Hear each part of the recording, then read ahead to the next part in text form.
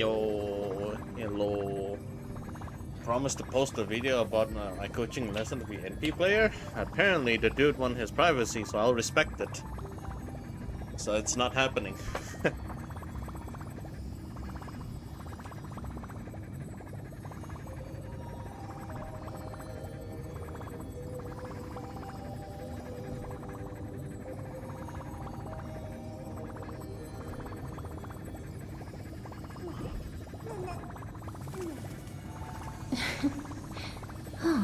Okay, what's happening here?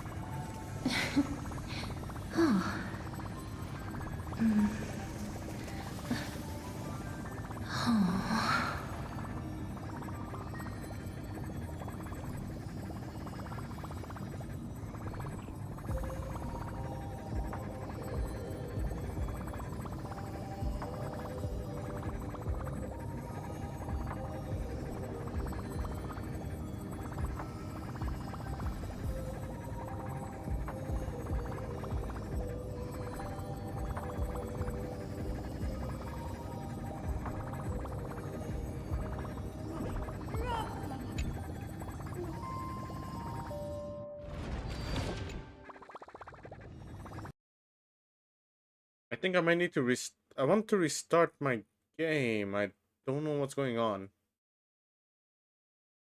Why did it say 999 I'm ping for some reason?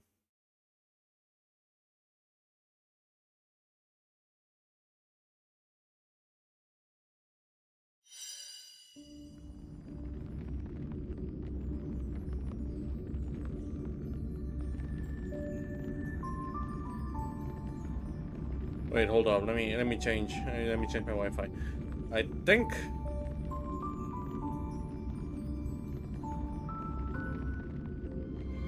there's some fluctuation here.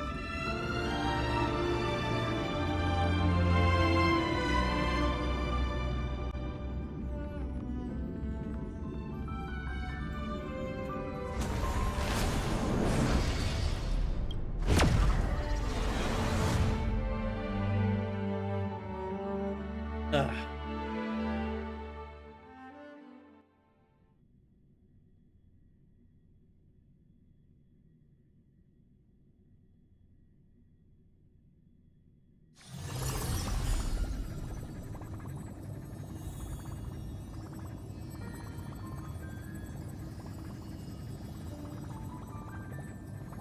Hello? Okay, I think it's all fixed.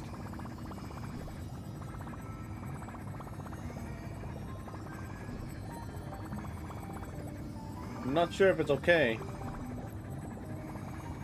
I hope it is.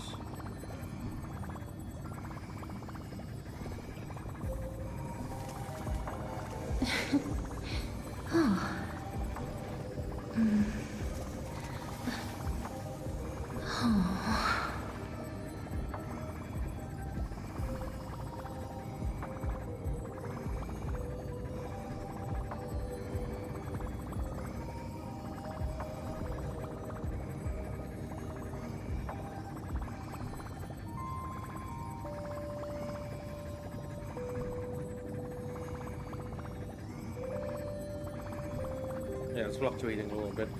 Okay, anyways. Alright. There's some content in the game that I want to finish.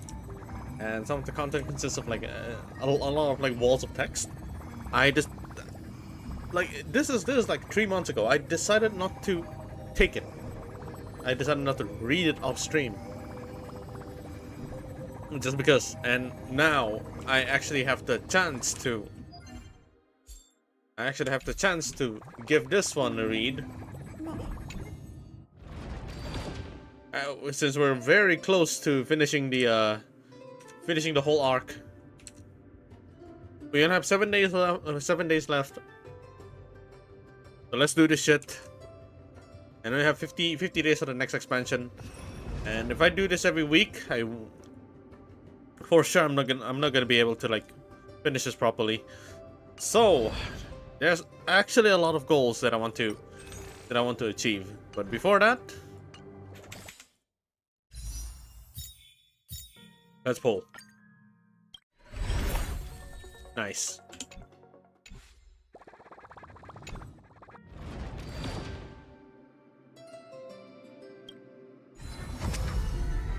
All right. Let's give this a read.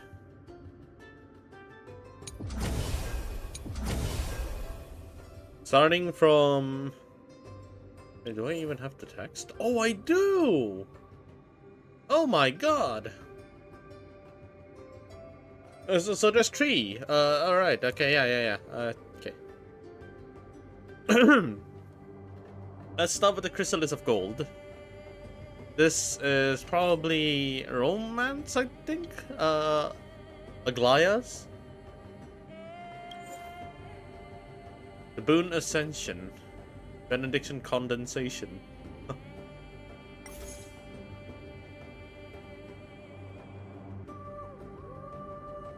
You totally did not upgrade the bow. I did not at all. I did not. I was not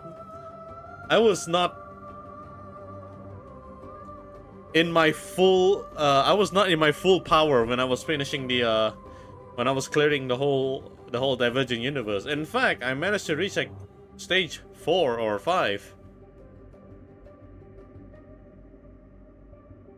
Yeah, I managed to reach like Protocol 4, and I passed Protocol 4 actually without the buffs. So it's actually, bruh, it's actually really insane.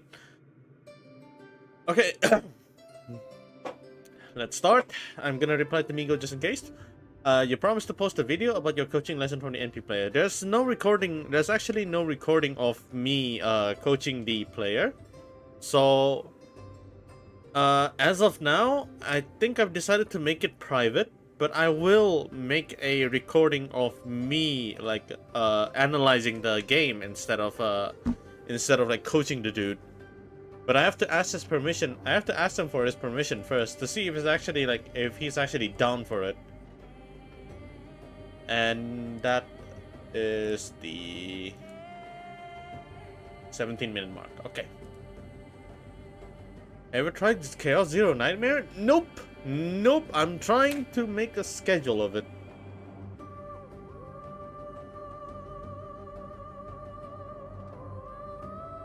I'm gonna try to schedule a random stream for it. I want to do this from the beginning. You have to try it. Yeah. I'm actually looking forward to it too. I just didn't have the time just yet. But yeah. I will definitely stream it. It's probably gonna be this week.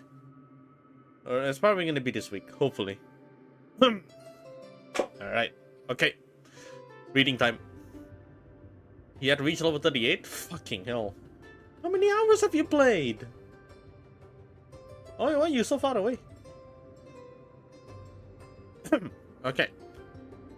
The butterfly perched on a branch. Have you ever seen a butterfly perched on a branch, pouring out a love song for beauty and affection? Yes. Animals grow in the footsteps of Catherine, and plants sprout from the hanging branches of Circes. Yet upon sudden reflection, none could comprehend their wisdom. The heart of the reason titan cracks with sorrow. They wander amphibious, collecting the most beautiful scales and feathers from many creatures, creating golden butterflies. Thus began the world's poems of romance, beauty, and love. Their wisdom could rival Circe's in debate, their sculpting shame Aquila, and their singing silence Ragusa. Their wisdom could rival Circe's in debate, their sculpting shame Aquila, and their singing silence Ragusa. Venestia, what could be more moving than you?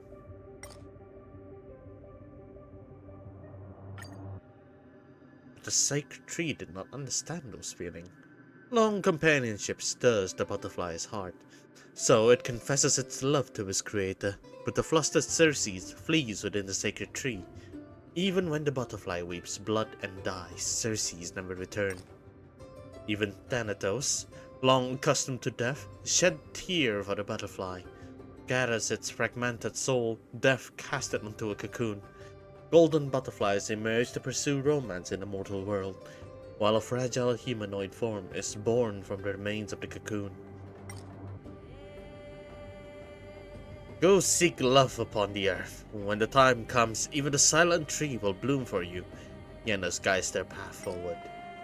Go weave romance on earth. When the time comes, even the tearless god will compose your poetry. Or Onyx hands them golden spindle. They begin a journey around the world. They see sheep with offspring wandering the plains, and clusters of humanity singing around the campfire, just as they once did with their creator. They see children running hand in hand, and young men vowing to sail far across the sea, just as they once did with their mentor. They see birds carrying fruits to decorate their nests, generals offering flowers to young maiden, their love burning hotter than any core flame. From one end of the world to the other, they gather all the love of the earth, and their long, arduous journey finally brings them back to their origin.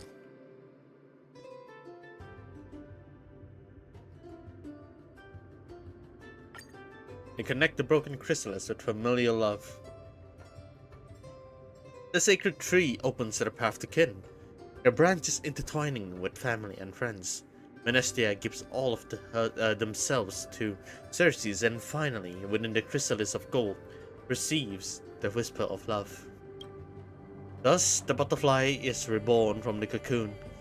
The sacred tree blooms for their lover, and from that moment, they remain inseparable. Benediction condensation. The butterfly flitted past window. Do you know the butterfly flitted past window, weaving the golden thread of the love into this world? The prince and the neighboring princess eloping, the married couple commanding the battlefield, and the forbidden love between humans and the titans. All are brought to life by Menestia's touch of golden wing dust, bestowing upon all beings the eye for beauty and the desire for love. Love will transcend all. Aquila's gaze falls upon craftsman in Stymphalia, whose machine makes water flow uphill and whose chariots climb sunlit hills.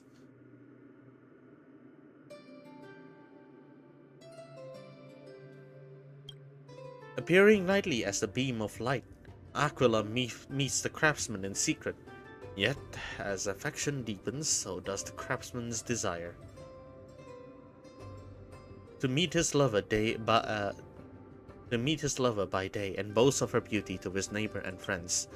Ignoring her warnings, he holds her tightly as dawn approaches. When Aquila opens their 100 eyes, blazing flames consume him, and a month of unceasing rain follows. Menestia's golden butterfly gathered the lingering affection, forging it into the craftsman's creations that chase the eye of twilight by day and watch over his lover's sleeping face by night.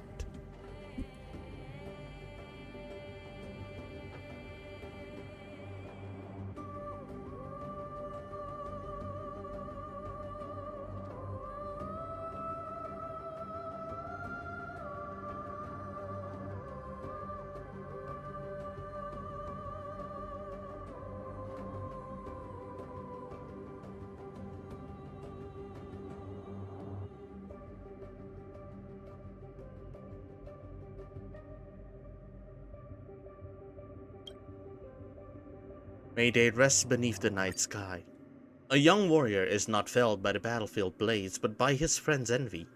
The murderer carries the cold body home, feigning grief as he weeps before a maiden. But Menestia, riding the west wind of death and night, flies into the maiden's nocturnal dream to expose the man's deceit. She stabs a dagger into her enemy's throat, shaves her hair as a sinner, and becomes a vanguard on the battlefield. Yet, the undefeated maiden is never truly alone. A tiny insect always flutters around her, kissing her armor and weapons before each campaign. As time passes, hair turns white, and the elderly pass peacefully on their beds. two beetles cross the battlefield, journeying to the garden of the god of love. May steadfastness endure forever. Menestia, the eternal defender of love and romance. It drapes an invisible veil over a girl fleeing an arranged marriage, leading her to true love by the sea. It blinds the eyes of a prideful young man, and as all his admirers flee from his sightless gaze, yet one kiss still finds its way to the corner of his lips. The wings of the butterfly sweeps across the sky and earth. Even if the mortal world collapses, children of humanity, do not forsake love brighter than gold. Wait, this is RNG, isn't it? Motherfucker.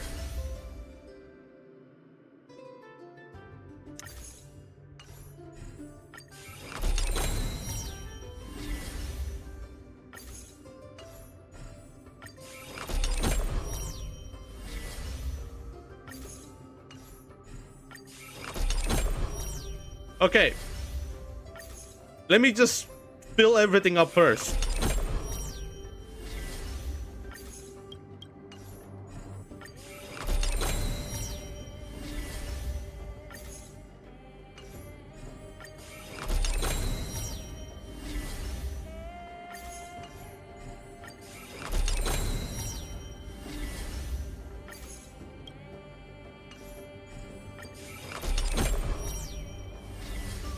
I'm gonna have to make a cut. Yeah, I'm gonna have to make a cut after, bruh. What the fuck? Alright. There we go. It's filled up. Jesus. Oh my god. Oh my god. They already continued. What am I? Okay. I'm gonna have to make a cut in the editing later. Let's see. Okay, before I continue reading, Rosalie, the mod of the old friend you're referring to? Yes, that is my my closest friend.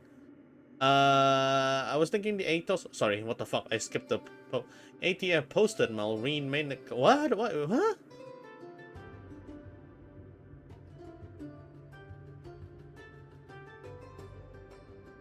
Malrine cheated.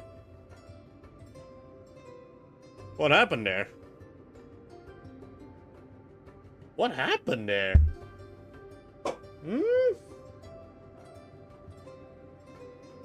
Interesting. Okay. The time I had spent on Chaos Zero Nightmare is 45.5 hours, according to my phone recorded. So 45.5 hours, that means it's around like 2 days. Something, 2 days and 12 hours. Okay. Okay, I was thinking Atos build on Timber, because the mid-player buy it, for what reason? Okay, so, the Atos build is used to lock any enemies for you to guarantee the Twisted Chakram. I've done it before once, and I've never done it again. It's actually not bad of an item after you upgrade to Gleipnir. It's actually not bad of an item. The only problem is that it eats too much. It eats a lot of mana, too much mana, in fact. You need to get yourself an Atos into Sanjankaya, and then you build Gleipnir. That way you won't waste a lot of mana. They usually buy that item to guarantee the double pass on the Twisted Chakram. That's why you don't see me buy it a lot, because I don't play that facet. Damn it, I was late? Oh, don't worry, Mr. San, you're only 18 minutes late. It's no problem. Somile, what the fuck? Somile TF5 safe lane, Safane. Migo, what were you about to say? Check your message. Something Timber, fastest GG in history. I think I've seen that before. I just don't remember anymore. Yeah, back then I was not into Dota that much. Constance kit got leaked? How does she work?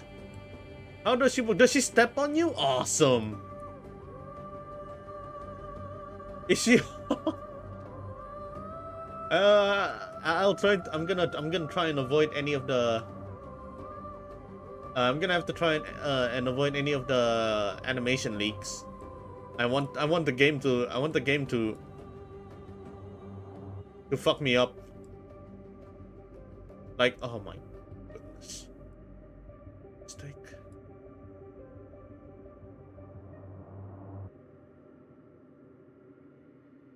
Reaction to Mal. Yeah, I cut off my reaction. I canceled my reaction there. Reaction to Maureen. I'm actually guessing what kind of third party, what kind of cheat does he have? Valve is not an accusation. Valve really banned him. What kind of cheat does he have? Oh please, Maureen. Hello, Maureen.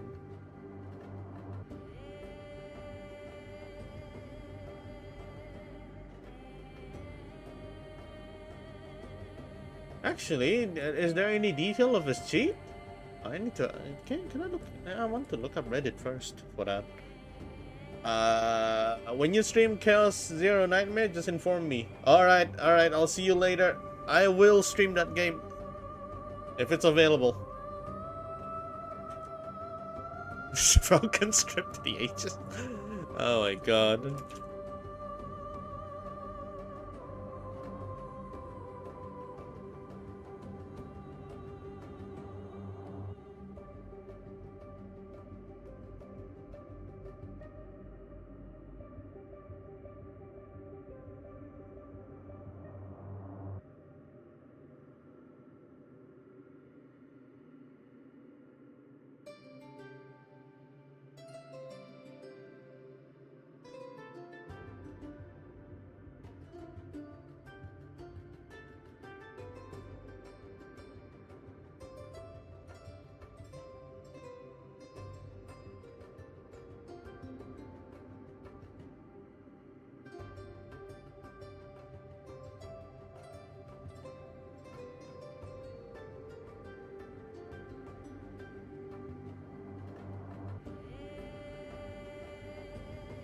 Oh, okay.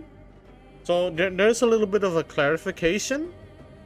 There's a little bit of a clarification.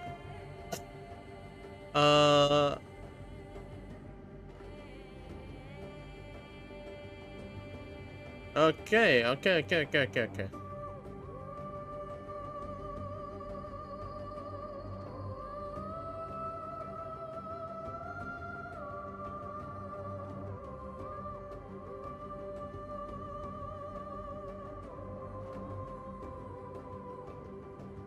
Yeah.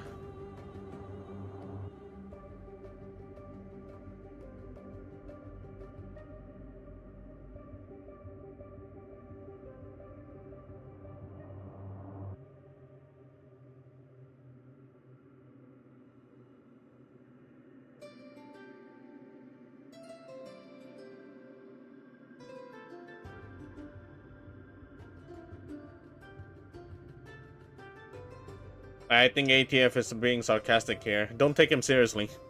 Just take it with a grain of salt. We shouldn't be doing this. Take it with a grain of salt. And be doubtful. I'm here confirming the info right now. Yeah, he did get banned, but not sure if it's not VAC ban for sure. It's something else. It's just a game ban. It's just game ban actually. It's not even accusation. It is pretty true. My man smurfing. Oh, that's interesting. So you actually got banned for. So you can actually get banned for doing multi-accounts as a professional.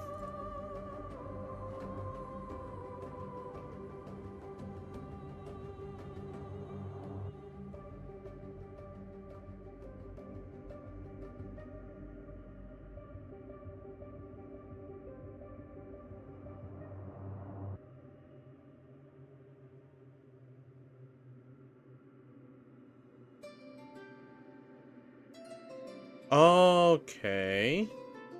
So most likely there's not really any clue or anything.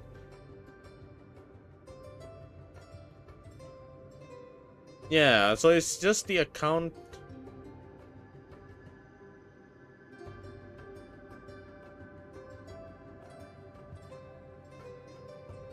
Yeah, it's not a vac ban. It's not a vac ban. My man didn't cheat. Only his Dota, only his game account gets his main game account got freaking banned. That's it. It's just Dota 2 and not any other game. So it's not fully his account. So I think there's something related to whatever he did with the account and the skin.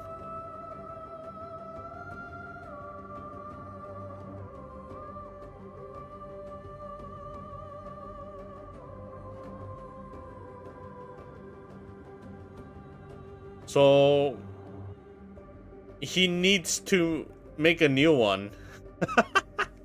I think he's forced to make a new account. It's actually hard to fix this. Alright. A channel called Penacony News posted about it? Really? Oh man, if you say that, then I have a reason to avoid Twitter again. Oh, that's great, I guess. Yeah, I'm avoiding Twitter. I'm too busy anyway.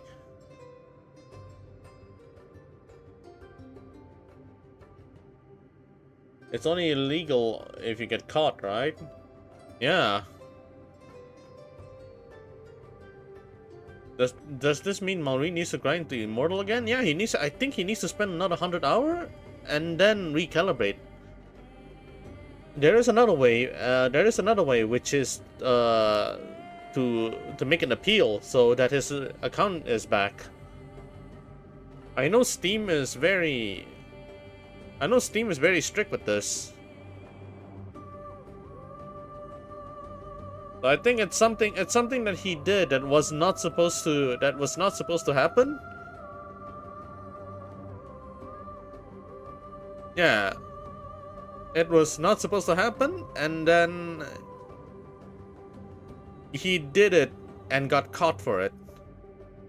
Well, I don't know if it's like account related or just skin related. There's something he did with the.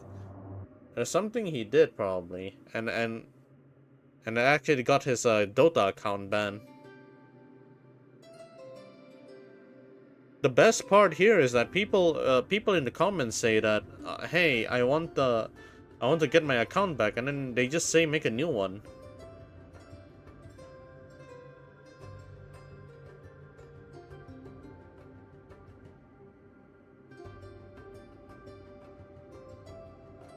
That's funny. That's freaking funny.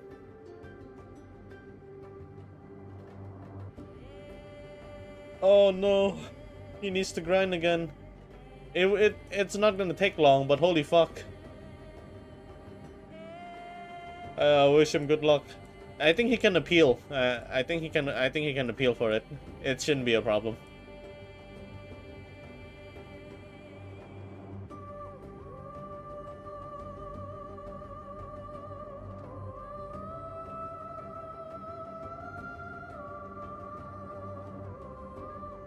Let's just hope it's not a problem. I want to see them in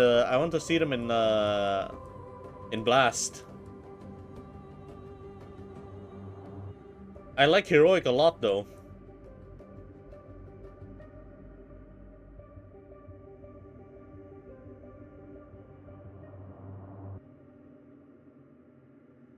But yeah, I want to see them in Blast. And it's around next week too, so it's actually perfect. Alright, I'm fucking reading.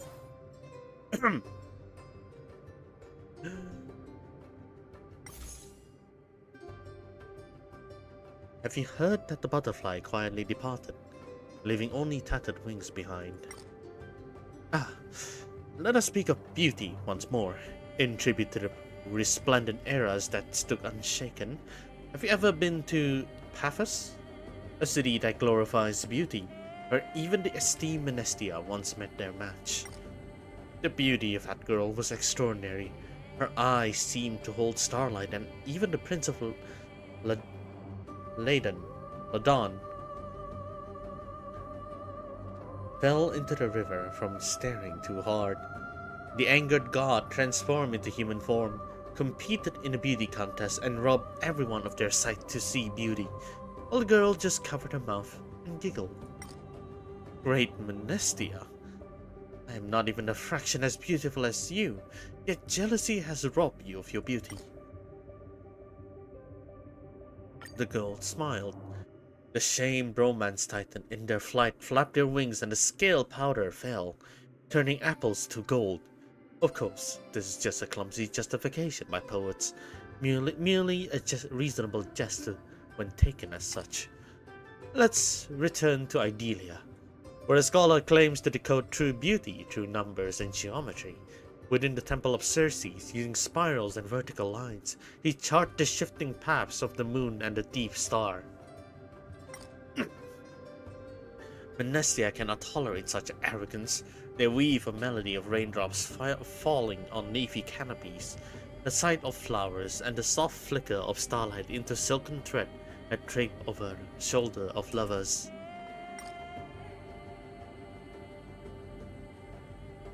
So who won?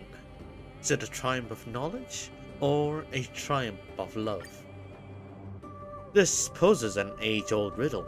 If both pans of talent and skill were to fall into the water, which would they retrieve first?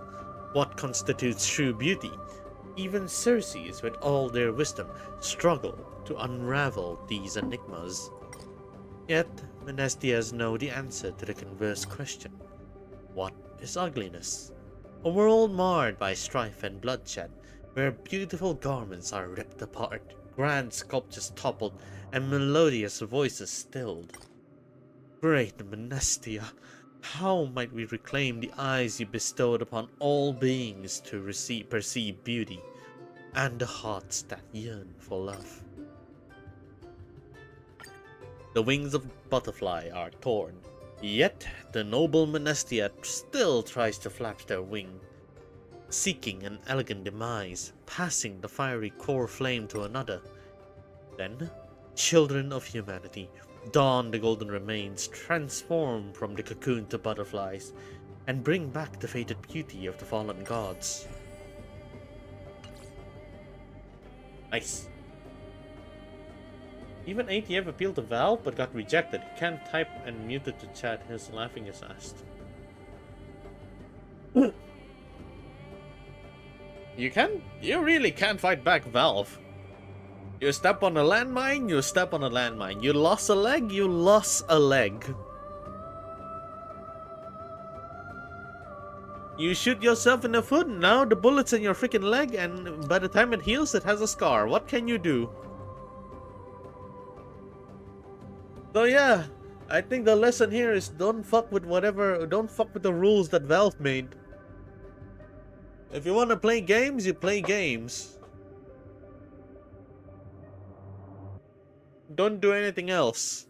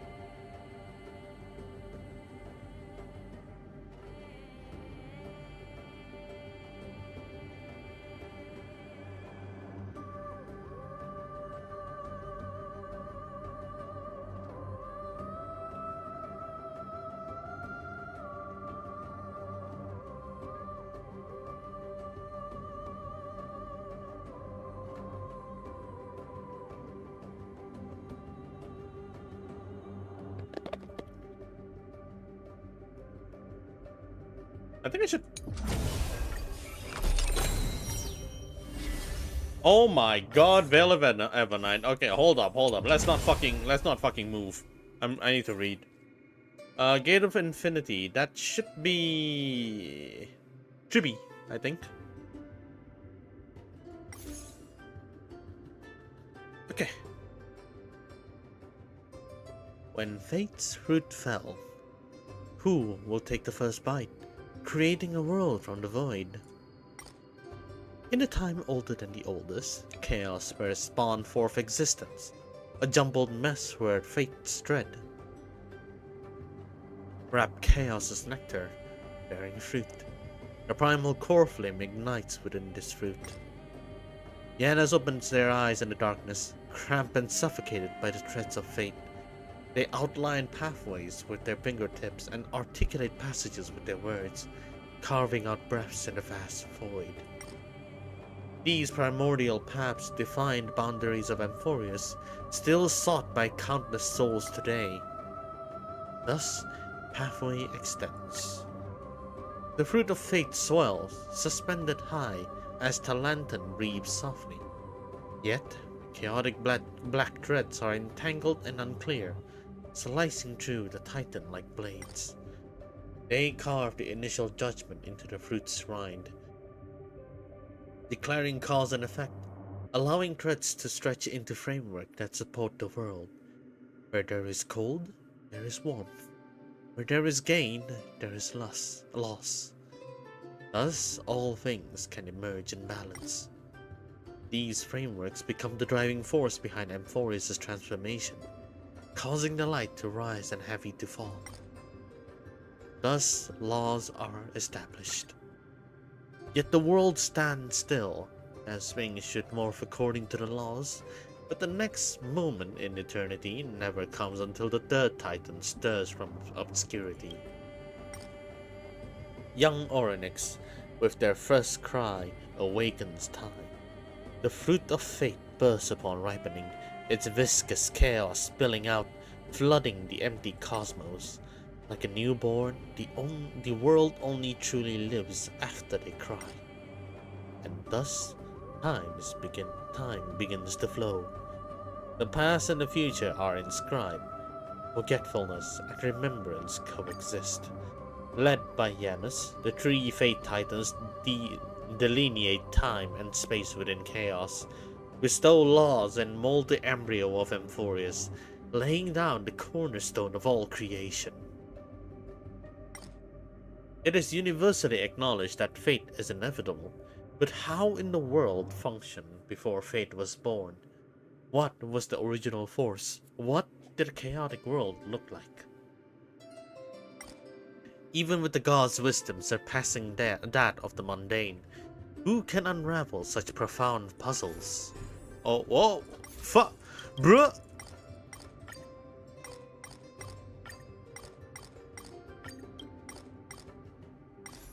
Okay, it's finished. Sorry. When fate's steps stalled, who walks to the end and beyond, forging pathways for the deities? The Gate of Infinity carves path upon the earth, creating walkways through mountains and plains, and sculpting riverbeds and valleys for streams.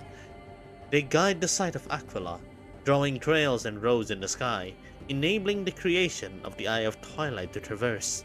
The sun rises from the pinnacle of Georios and sets towards the deep, intoxicating seas of Agusa. Everything is meticulously ordered. When the core flame of Kefali is lit, taking on the heavy responsibility of creating life, Janus gently nudges the threads of fate, which split into two paths before Kefali. If the first path is chosen, they will make beings of strength and intellect, forming a creation more logically complex than the mythical beasts forged by Aquila. If the second path is chosen, they manifest as the incarnations of joy and freedom, as boundless as the waves and as ever-changing as the clouds. Yet, the Throne of Worlds is not satisfied with these paths. They plead for fate to untangle the ropes, letting the threads fall and entwine around mountains, drift into clouds, or flow along rivers into the sea. Janus bestows blessings upon the choices of the world-bearing Titan, stretching forth endless roads. Each tread is a choice. Each tread is a pathway. From here on, life possesses limitless possibilities. However, such choices naturally come with costs. Infinite growth of life ultimately invites the compassion of death. Thus, Janus entrusts the threads to Thanatos, who steers the longship along the River of Souls, winding them around reeds and blooms, finally tying them into knots at the end of the west wind. Death hands the life knot back to Janus, reconnecting it with reality. Souls then travel these threads, arriving empty-handed in the afterlife. But guidance isn't always gentle. Janus too can rage. They have cut off paths, entangling them into knots to confine Zagreus for the gods. Even the Trickery Titan cannot escape these maze-like doors. If they jump, they fall towards the sky. If they run, they sink into the Mars. Only when the omnipotent Kephali shows mercy or glimpses a secret of the future do they release the cursed Zagreus after 12 days and nights. Before the footprints of humanity mark Emphorius, this great deity had already paved the way. Their prior arrival enables us how to reach them. Now to reach them.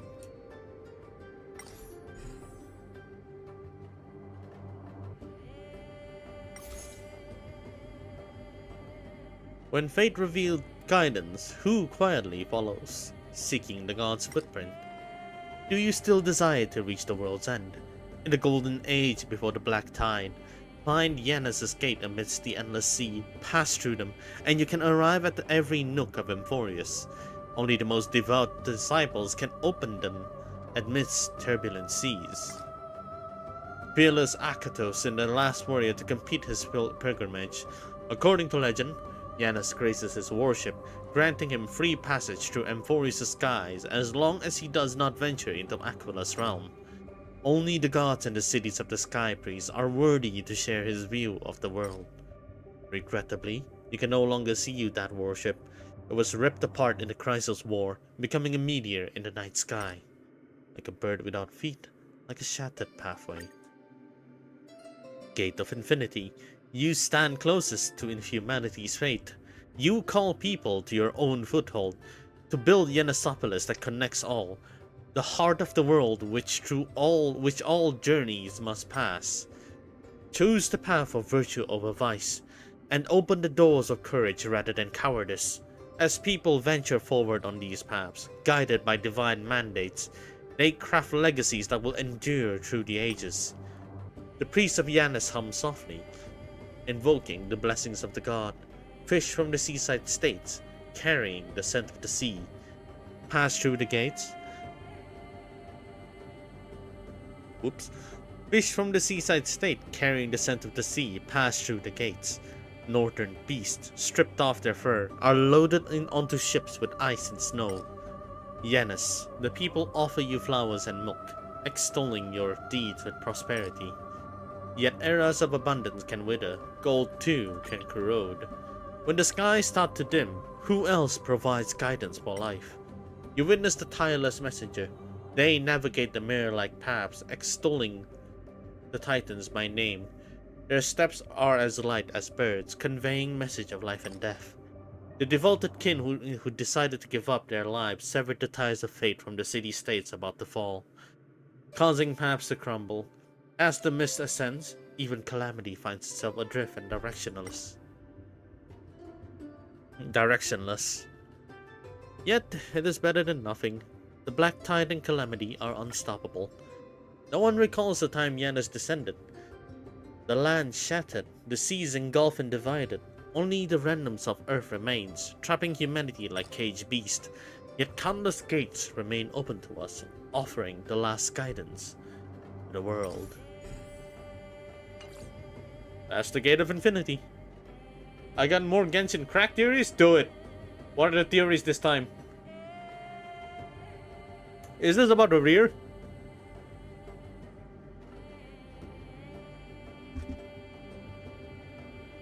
My boy Revere. Howdy? Oh, hello, Ritesh. I'm reading. It's time to read. Taking a short break. Hold up, I need to hydrate myself. Fuck me.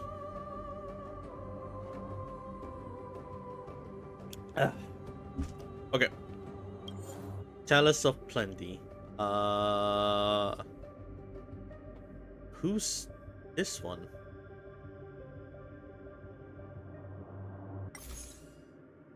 The banquet has already begun, playing the song of Carnival of Heaven and Earth, celebrating the birth of the Chalice of Plenty. It is the breath of the first pillar, the Earth Titan. One stream rises with the heat, while another condenses with the cold. Before the sky was warm, it fell as raindrops. The icy rain startles the sleeping earth awake. Their body become a vessel for brewing, and their ears ring with the downpour's roar. They then swear an oath. The land and oceans shall forever oppose each other.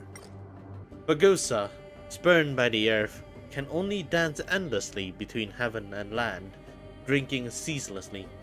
Thus, an unending rain hovers over the skies. The raindrops are their finest brew. The sound of rain is their laughter. The rainwater is their divine form. Only when the scale of justice intervenes, asking the land concede half of their realm to carry the ocean between the sky and earth, does the rain finally cease.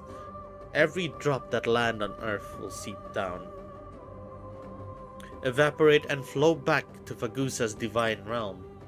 But how can the fickle Fagusa obey an agreement? Waves ceaselessly lash to the shores, and the drunken ocean calls to earth to join their revelry. But Georios always answers with silence. Does the earth's wind repel the ocean? Does the ocean's wind mock the land? Even so, in the halls of the gods, the banquet never ends. The Fate Titans enjoy gentle brewing. They often bring warnings and guidance to Fagusa, the Eye of Twilight, drunk to stop her.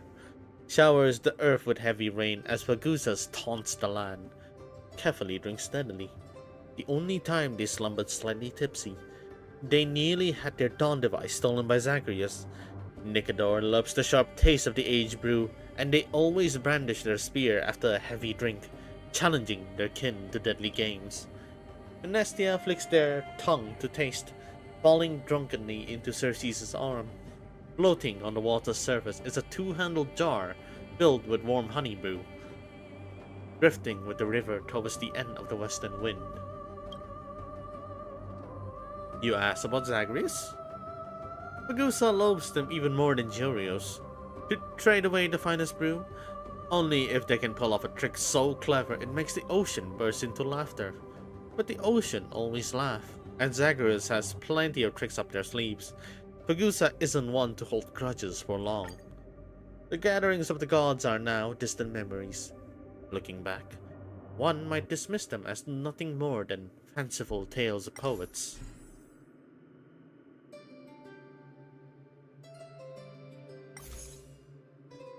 The banquet reaches its climax, with the song of delight of rain and snow echoing, celebrating the gods' absurd games.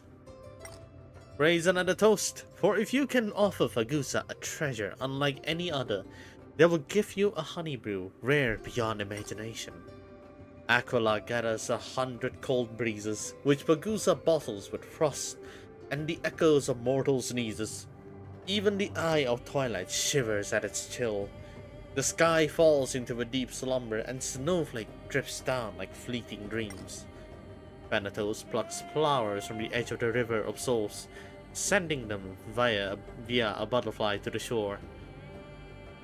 Fagusa collects the dew from the petals' edges, soaking the stamens, and the fragrance is infused with the scent of death.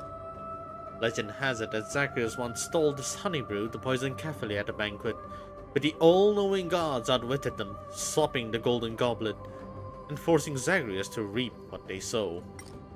The god of trickery suffers terribly. The curse will torment their core flame, until death retracts the punishment. But in the legends of Daulos, Zagreus simply transformed into a sea snake and sneaked into Fagusa's palace and drank the gift meant for death.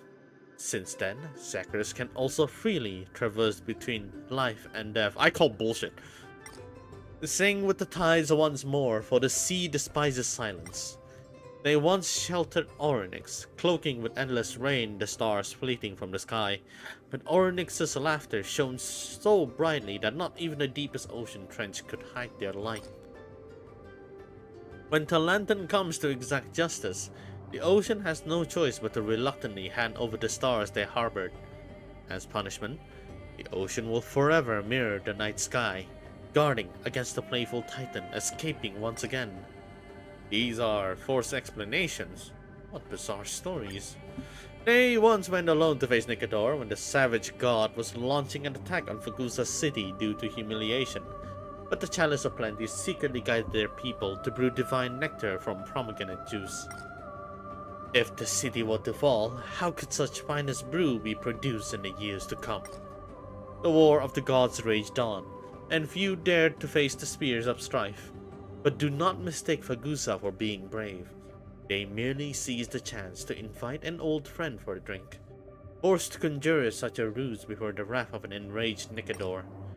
Dreadful strife, cunning ocean, eternal finest brew. Look, the days Fagusa is still singing. The waves are their drunken laughter, and the whirlpools their graceful dance. Sheesh, okay. Walls of Ocean and Winds. The banquet will eventually come to an end, its melody echoing the walls of ocean and winds, celebrating the countless pleasures of mortal life. Who raised the waves before Menestia taught the disciples what art is? Who taught people to dance in joy, shout, and excitement? Fagusa spread the art of brewing to every inch of the land. Was it merely so that someone would join them in the laughter at the banquet? They hide in the drinkers' cups, participating in the ritual made to them, along with everyone else.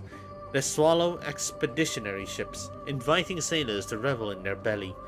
And after the humans get drunk, the god spews them and the ships back onto the shore. What the fuck am I reading? Oh, Fagusa, wherever there's a banquet, there you'll be. Raise a glass and partake in the ritual. Pour enchanting libations into the sea. Sing and dance to praise the Titan's renown. But the sea is never capricious. In their drunken whims, they have overturned warships and cast wanderers onto desolate islands. There are also those kins created in half-dreams, molded into coral, reefs, seaweed, and waves. If asked, the Titan has surely forgotten their existence by now. Some are taller than fortresses, some have 2 hearts and 9 heads, some have teeth that can shatter swords, and tails that can pierce stone. If not for the many heroes traveling the seas, who knows how these creatures would wreak havoc. They pierce the monster's eyes, they sever the monster's head, they lure the monsters into traps. The heroes too hold banquets on the boat, their feet tapping rhythms on the deck, accompanied by the spontaneous hums of bards and harpists. Thus, Fagusa mingles among them. Schools of fish swim beneath the ships, and oceanic kins board wooden vessels, bringing treasures and sheep to be slaughtered. Honey brew spills into the sea at feast, inciting the Titan and the fish alike to scramble for it. Sea breeze blow and heroes stagger, complaining to the dazed waves. Fagusa, if not for you, where would all the sea monsters and troubles come from? Besides, those treasures were offering sacrifice to you before our journey. The drunken god stirs waves, the heroes lie awake through the night. Children of humanity, the sea will bless your voyage. So, even as the black tide swallows the world and the gods descend into madness, do not forget the banquet. Embark on your hero's journey with song and dance and meet victory or doom the same way. That is so neutral. Wow. That is very neutral. It's some bullshit I saw in the comment section, so I look at the Ryan daughter's name and who the fuck is Ryan? Ryan daughter means Ryan's daughter. Did sign up possess you anymore? That led me to learn that. Okay, I walk into that, bro. That led me to learn that Ryan daughter most likely comes from the Wagner Spring Cycle Opera. I will always update. I was wondering if Laser don't use in the future. Oh yeah, sure, go for it, amigo. I went to the comments of the opera and saw a funny comment. Like, damn, sorry. And she's not here to be. Have you read about the stories of some of the people previous cycle in one of the Mighty and Anaxa swap lives? Sage Mighty and Princess Anaxa in as I've written. Thank God I did not. If I did, there wouldn't be a stream for it. So I'm keeping it on.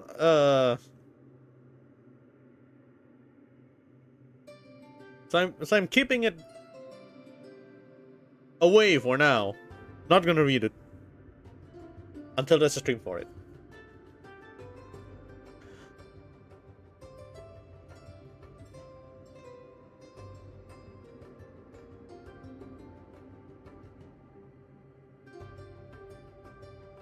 The ending is the most satisfying of any opera ever written. Valhalla goes up in flames, the ring is returned to the Rhine, and the Rhine overflows and extinguishes the flame. The world is left in the hands of humanity, giving us a chance to start anew and build a world of equal power.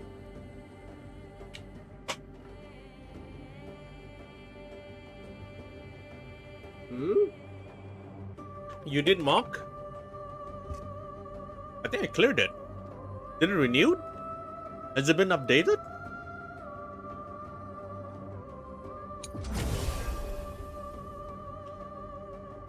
Genshin ending? Oh my god, please.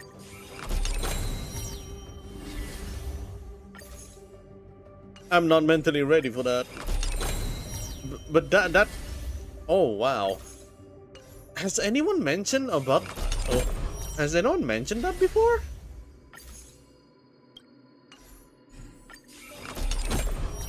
Like that kind of plot? And for Genshin endings? Oh, that would actually be crazy, not gonna lie.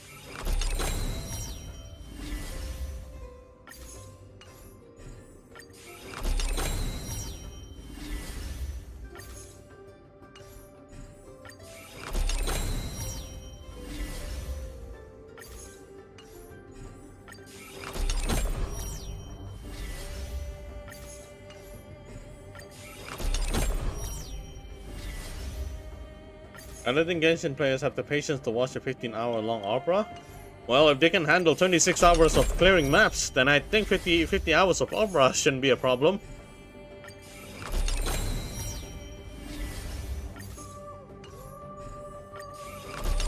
But then again, they're gonna spend 15 hours trying to clear maps while listening to the opera, so I guess that's GG. That feels illegal.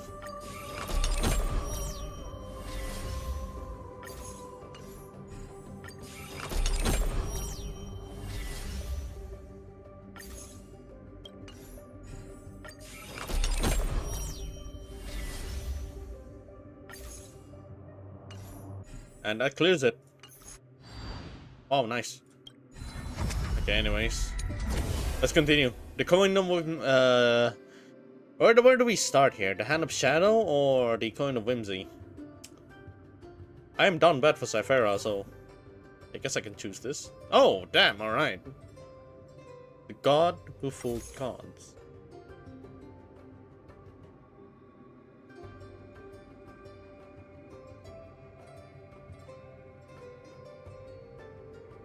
Do they understand German though? Because I don't. No, same, I don't. Just watch an amazing movie? What movie? 1v1 me at Colorful Mayhem? What the fuck is Colorful Mayhem?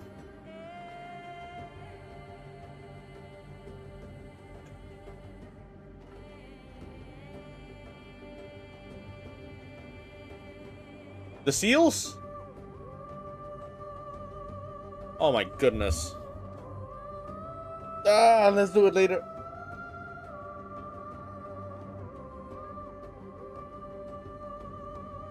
I'm down for a 1v1, but let's do it later.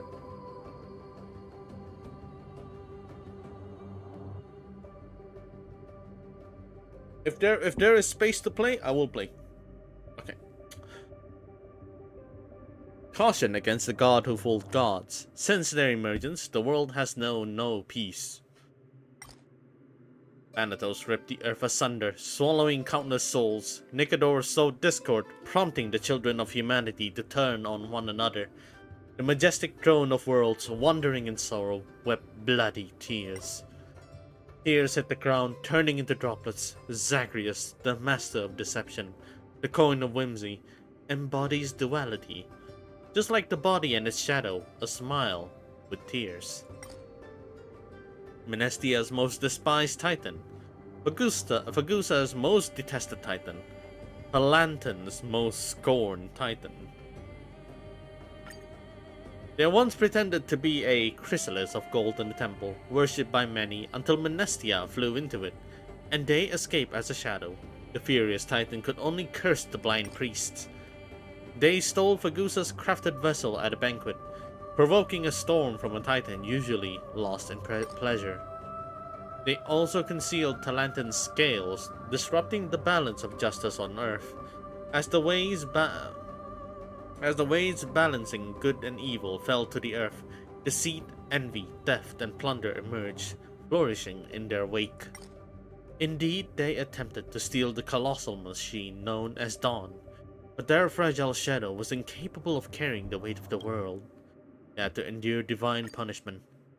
Therefore, Aquila closed their eyes. The omnipotent Kephali shifted Dawn to the world's edge. Where in the darkness... What the fuck did I just read? Where in the darkness, only Zagreus' ever-reaching shadow marked the trail. The sinner's punishment lasted 12 days and nights. But would Zagreus' tricks truly cease? The deep star in the sky already told us. It lurks at the year's end, on the last day of the month of fortune. Once all titans have departed, it secretly follows Janus, reversing the guiding path. The thief's retribution, a gambler's rant, a swindler's complaint. The gods lost their way for a day, and the world fell into chaos. The calendar now has an extra, non-existent spirit day. A day of mad scenes such as insects devouring birds and dromas running madly in the seas. As for Zagreus, the gods, in their helplessness, bound the star to them. Whenever they escape from the sky, the falling red thief star unveils their path, foretelling an imminent calamity of deception. What the fuck, Zagreus?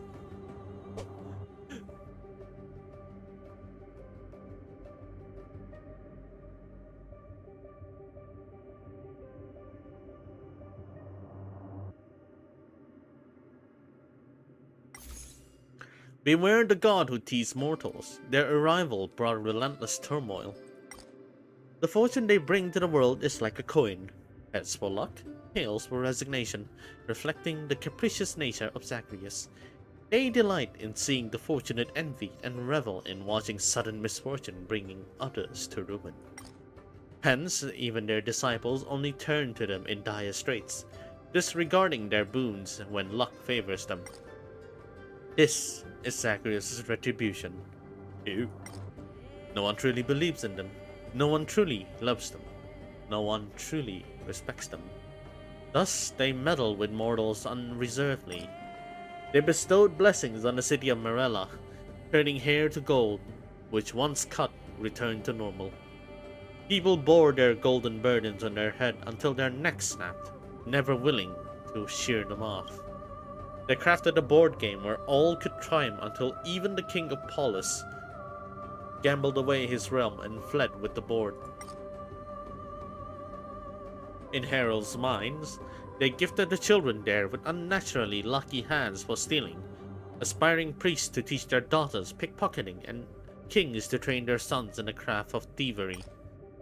Their lies could supplant the truth. Their fortune could corrupt the purest hearts. Their schemes could topple empires. Perhaps they once performed benevolent acts, like concealing a star at the bottom of a lake to drown a greedy tyrant, or unsettling a hero's chariot. to help him evade an arrow. But who would place their trust in a schemer more fickle than the ocean? Fate has its Yenisopoulos, the lands have its Icatus, and even the dreaded Thanatos boasts of Idonia. Yet Zagreus finds no welcome within any city-state.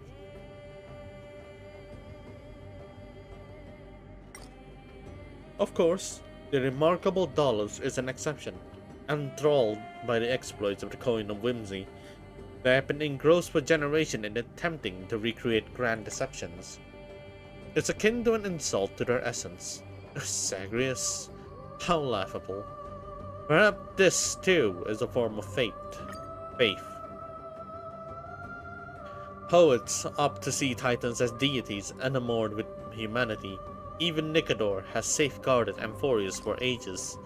But does Zagreus truly hold any affection for us? If profitable, surely even the downfall of Amphorius would not hinder their dealings.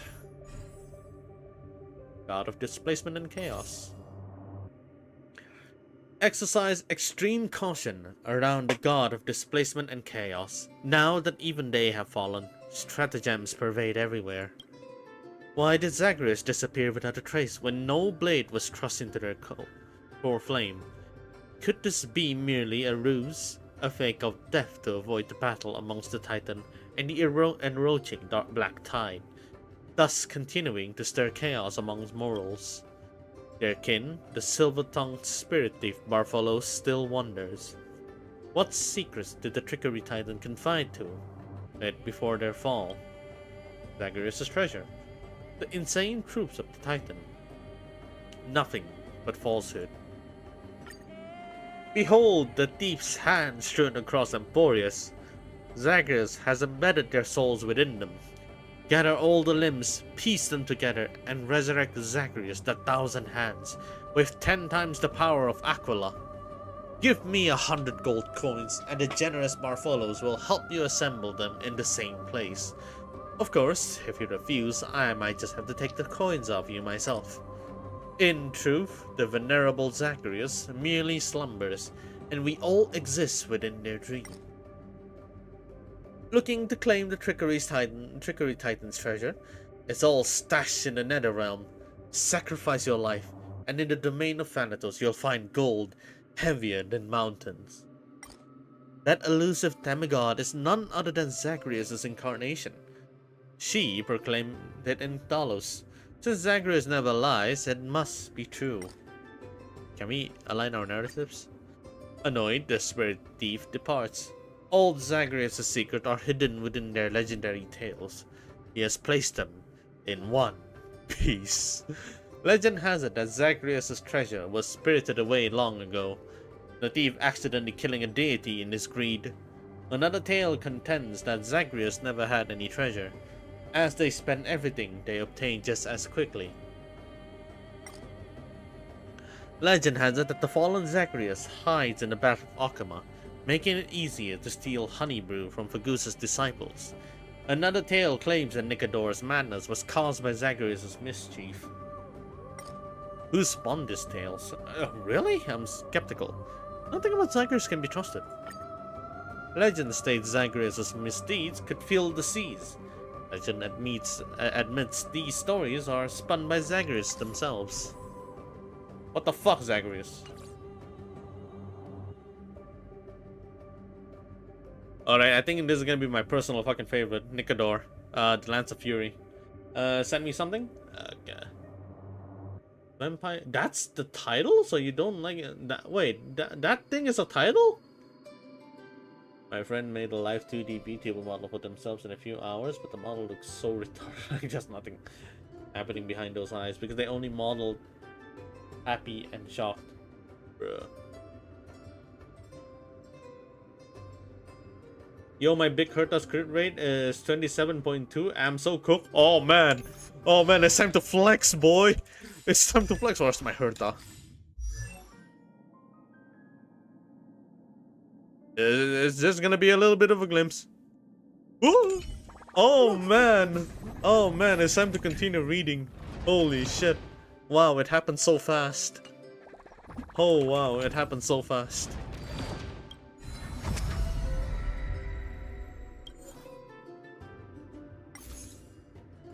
You just saw it anyway. 90.6 is crazy. That's actually a crit rate. I think it's actually a crit rate, something something. I'm thinking of trying to amp that up to. I'm thinking of trying to amp that up to crit damage instead, but I can't find the right stat at the moment. And someone in the chat told them to add jiggle physics, which is funny because there's no physics to jiggle. Jiggle them cheeks. The one on the face, I mean, by the way. The one on the face. I don't know how to properly do relics. Just find crit rate, crit damage, and hope for the best. Yun! What is it? What you want?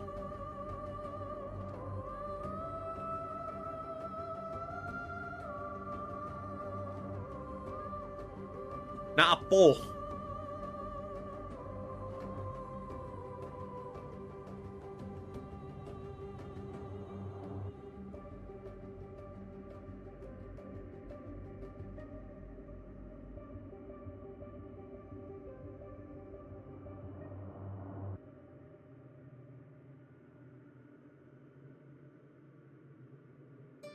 You sent me a video. Oh shit! Okay, wait. Oh, Rita, I already walked into that. Man, she's beautiful. God damn it. Jiggle them. No. That was not intentional, man. Oh my god, I mean the one on the face. Oh my god.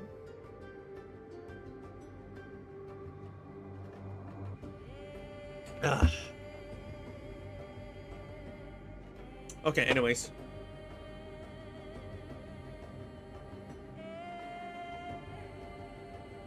I think it's about time I start finishing my events. I haven't even finished mine. I haven't finished the... Wait, hold up. Is the event still raising draw masses? Hold up. Wait. Oh my fucking god, I forgot about you.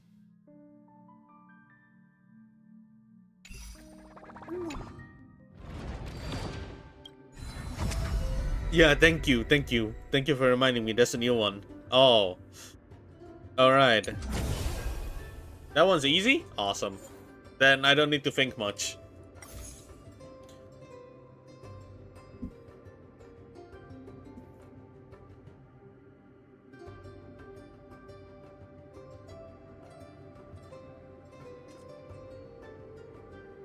Check out this fire eater off piece I got. Disgusting, I saw it.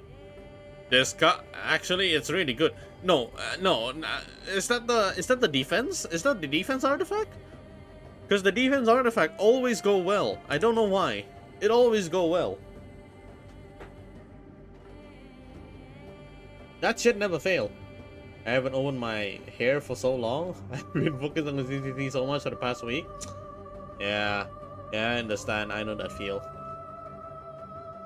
Look, man. Ever since Zenless, I haven't even cut my hair. Yeah, I haven't touched my hair either. What is my Herta team? Well, since you don't have Robin, just grab a Herta and grab another Herta. No, really, I'm serious. Just grab a Herta and then grab another Herta. 2 erudition in the team gives you an extra crit damage. You did? That's already good enough. You have a Herta, you have another Herta, and you have a buffer. A buffer, and then the healer. You're good. And the healer can be anyone. If you have Link Shot, that's a bonus.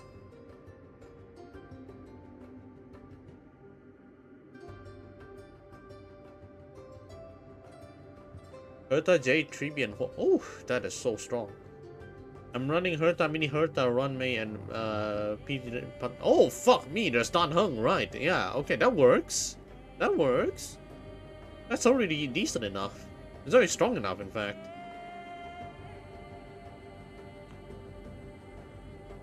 You wanna lose 1.1k jades or something? That's 1.1k? Then I'm not gonna off stream that shit. I think I'll do it now after reading.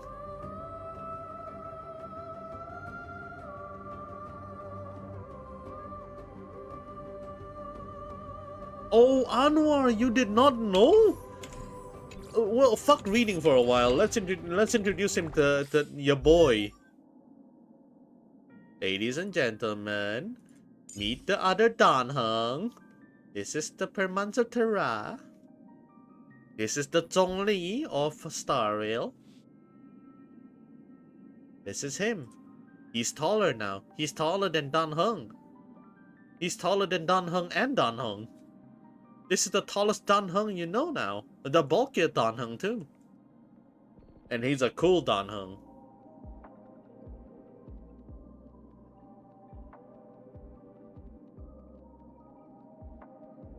Why is it level 1?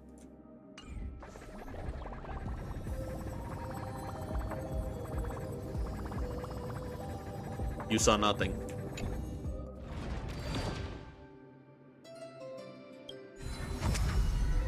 Don't worry about it. I'm such a good sustain. I have like 5 fucking healers, man. I don't know where to put him.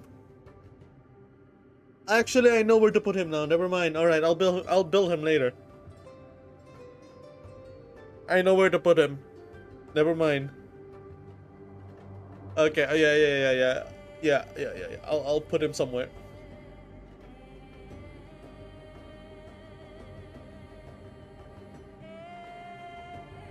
You have Ascension 5 every character I have? What the fuck? Ran out of standard fate sources. What the fuck? He doesn't have the light cone, even though he's pretty strong without it.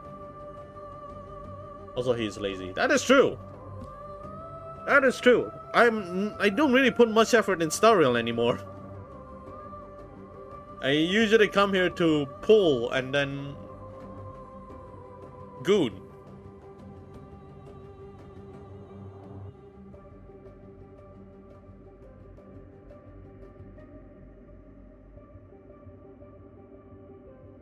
I'm just waiting for my Dahlia, man.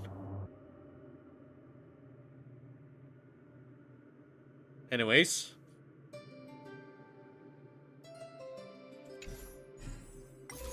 Okay, good. I'm not crazy.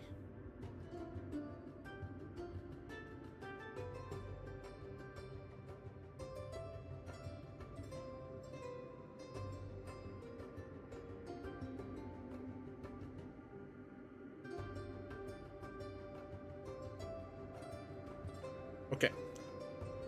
Let us reflect on a war that never ceased, the world's very first war.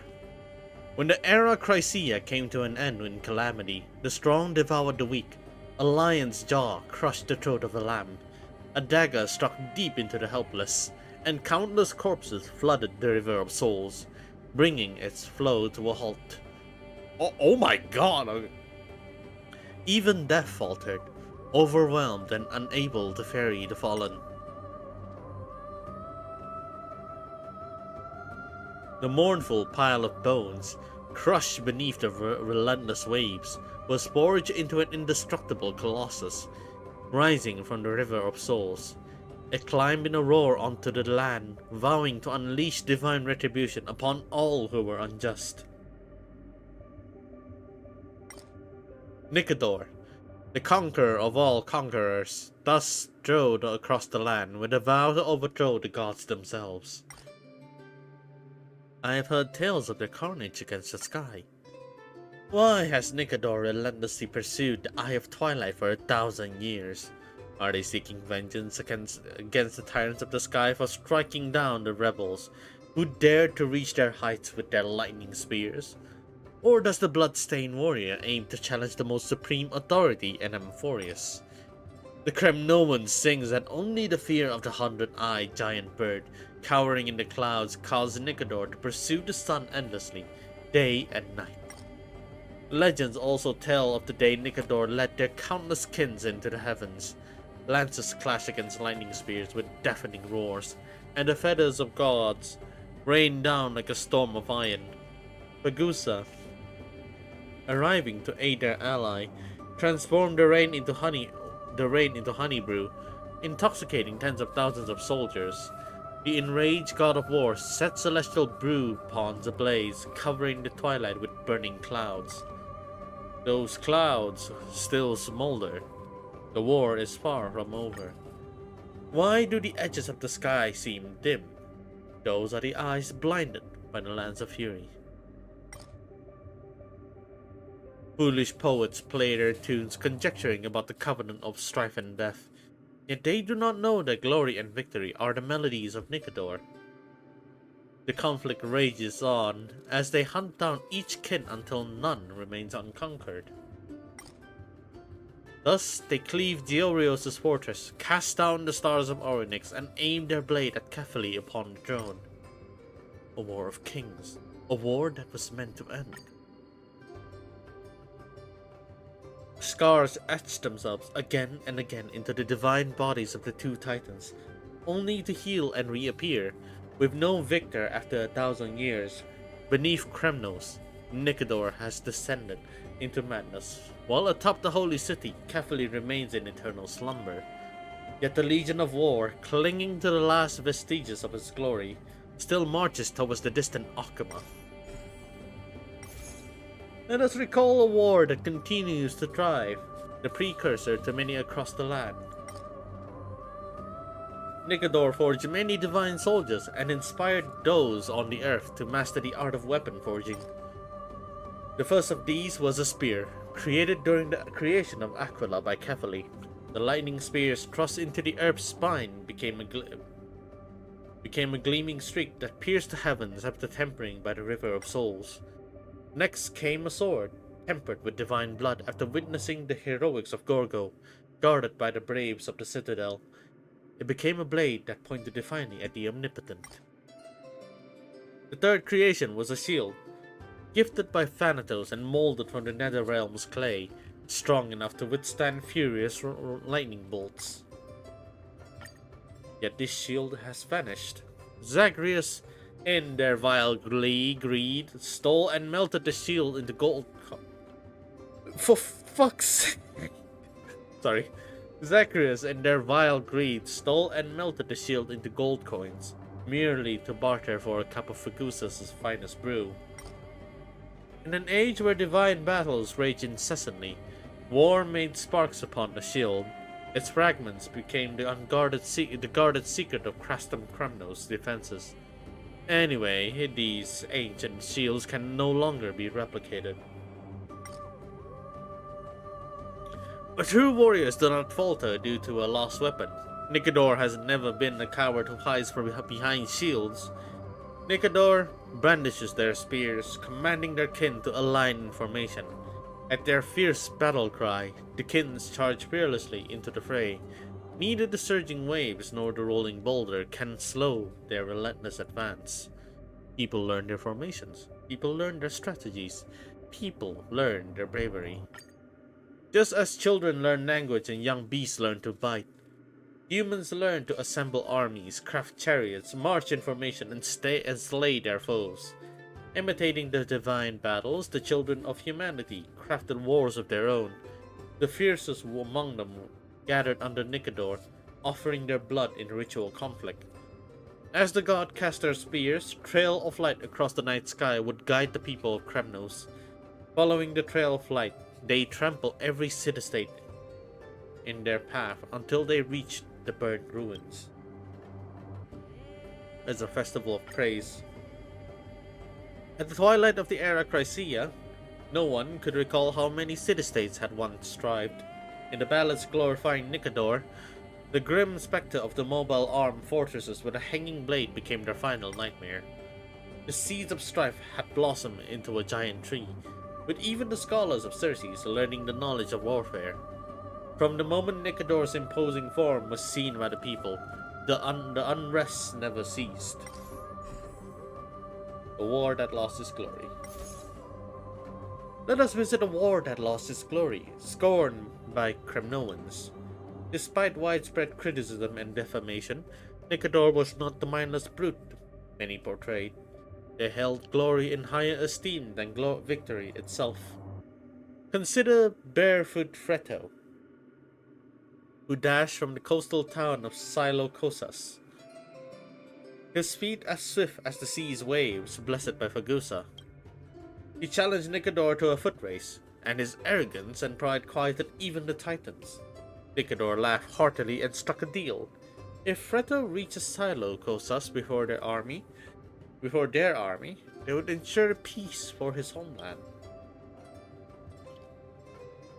Running is a grand competition, but no mortal can outpace a god. The Strife Titan set out nonchalantly, while Fretto drew his dagger and ended his life. What the fuck did I just read?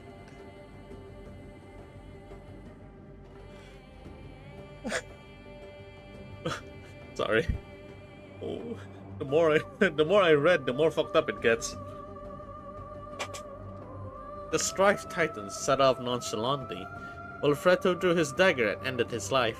His soul reached his homeland sooner than the Titan, as neighbors besieged his city and the River of Souls overflowed into the fields. Awed by humanity's courage, the Titan launched their spears, vanquishing the invaders.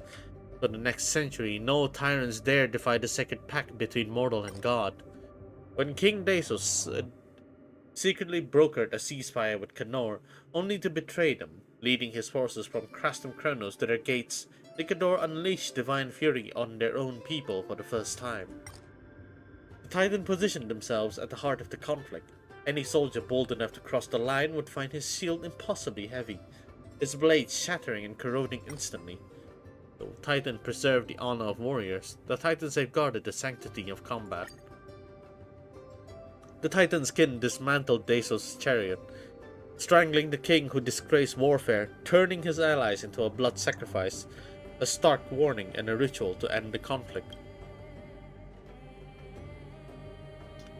War necessitates victory, yet victory isn't its sole objective.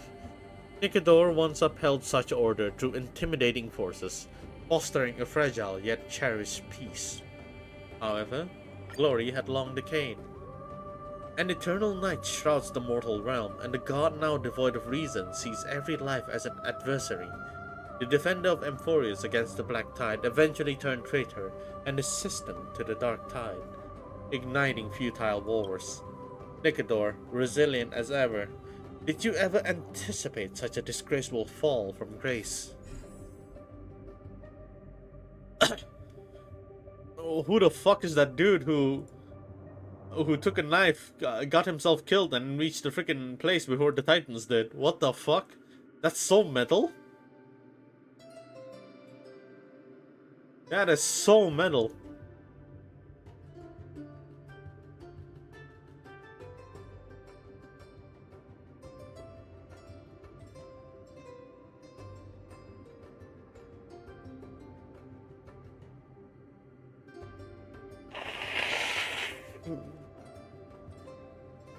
Nanhung is such a stress reliever, 0 damage taken.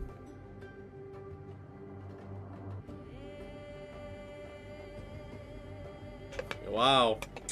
You have a really nice built Danhung, huh? Interesting. Yeah, indeed. Yeah, very interesting. A built Danhung.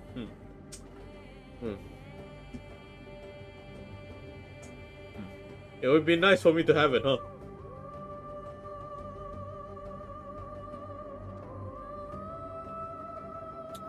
What am I snorting? You know, flavored candle? Well, there is this freaking drink that I'm drinking right now.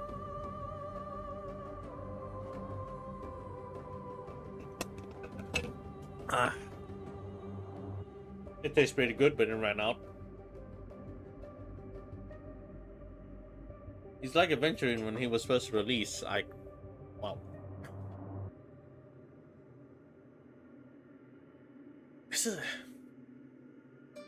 Does he E and then shield every time?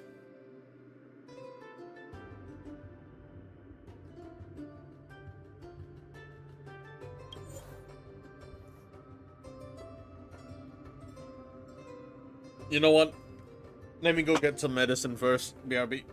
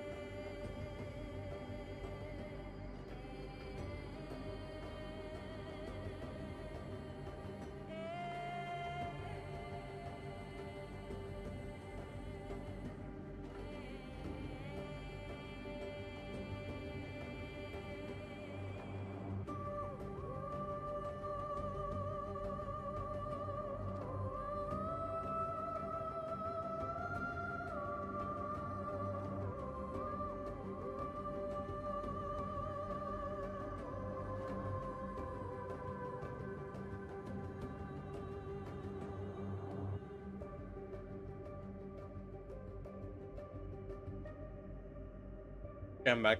Alright.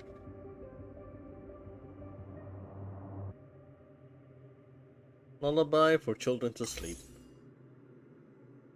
Listen to a lullaby for children to sleep. A bedtime story of life and death's inescapable oh my. Of course, okay. And death's inescapable cycle. It was an epoch beyond comprehension. One we can never return to. The Golden Age. Predators did not need to hunt and foliage remained evergreen. Thousands of city-states dotted Amphorius, teeming with beings who knew no sorrow. Yet the earth could not sustain such a burden. Its backbone shattered into ravines, spewing forth blood that formed rivers, devouring the fallen lives. A shadowy arm emerged from the river, Thanatos, heralding the era Chrysea's demise with their birth.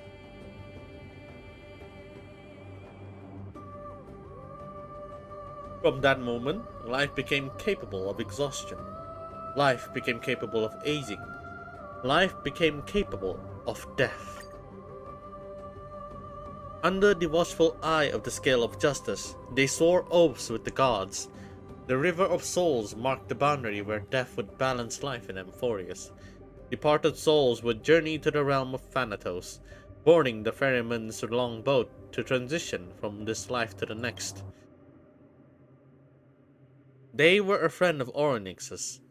When people were weary from this day's toil, the veil of Ebonite would sway their skirts, making the stars twinkle and casting for their arrival.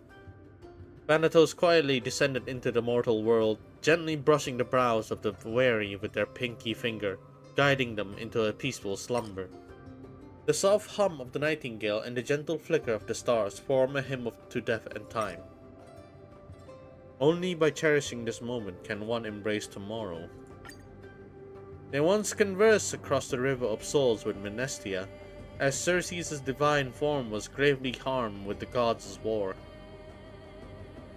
Braving the risk of demise, Circe's partner pled with Thanatos to preserve the fading soul of the risen Titan. In exchange, the creations and kins of the couple were offered to death as a gift. Since then, the realm of Thanatos has flourished with flowers and butterflies. As Circe slept, flowers wilted and returned to the earth, nourishing tender new leaves upon the Titan's return, reflecting the cycle of souls and the turning of seasons. This is death. Therefore, do not despise Thanatos. They are silent, yet gentle. They watch as people live their lives to the fullest. When the curtain falls, they carefully stir the ferry, softly knocking at the door of our souls. Listen to a lullaby to warn the world, a fable of arrogance and absurdity. Let us begin with Thanatos' boat. Mortals have always tried to defy death. The mad king Mycus, and a hero Stratus who hid in the sarcophagus and entered eternal sleep to escape mortality, only became the laughingstock of playwrights. But the most ridiculous of them all was Philemons of Mythamus. He broke reeds from the banks of the River of Souls, weaving them into a raft to cross death's perilous waters. He ground gold into a dagger to defy decay and disintegration. Following the currents of the dead, he sought to assassinate Thanatos while on the boat and usurp their divine authority. Look! His body remains warm, his dagger still sharp, yet all he finds is a single long boat, the ferry of the dead. Pylamens leaps onto the boat, calling himself the Lord of Death, yet the ferry drifts slowly, carrying him to the other shore. Then, who wrote this fable? Maybe the Hands of Shadow has a knack for telling strange stories. Over the centuries, there haven't been many fools as crazy as him, but there's no shortage of idiots who dared to mock death. It's probably a trick. The queens, having heard the rumor, drew upon water from the River of Souls, believing that any portrait painted with it would cause the subject's death. death. She sent her servant to retrieve a scoop of the river's muddy waters, secretly pouring it onto the king's clay bowl in hopes of killing the lover who captivated him. But the bowl contained muddy water and nothing more. The servant dared not approach this river of soul. At the grand banquet, the king unveiled a carefully prepared gift for his lover. The queen was greeted by her own smile painted upon the canvas. The wine glass shattered, and so did the queen's life. It serves as a warning to all. Do not scheme against others, nor let jealousy cloud your vision. Finally, let us tell a beautiful story. The nameless hero was framed and killed, his sword falling into the river of souls. When the river receded, the sword remained uncorroded. Thanatos called the hero's offspring in dream, who, guided by the vision, arrived at the sword. He drew the sword, destroyed the traitor, avenged his father. Years later, the young hero, wielding the sword, led his troop to overthrow the tyrant ruling his homeland, driving the blade straight into the center of the crown. This reminds mankind that death never covers up evil. Ooh.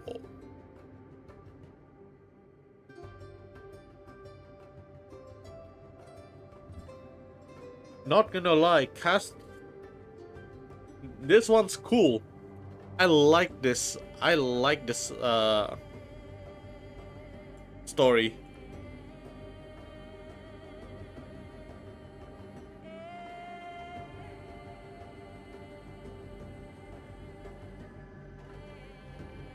Oh, that was so cool. That was so good. The queen wanted to kill someone using the river water. And the king came and go like, I have a present for you, and she fucking died. You have Chinese exam tomorrow? So, aren't you supposed to study? You know, study. You know, study. You know, study.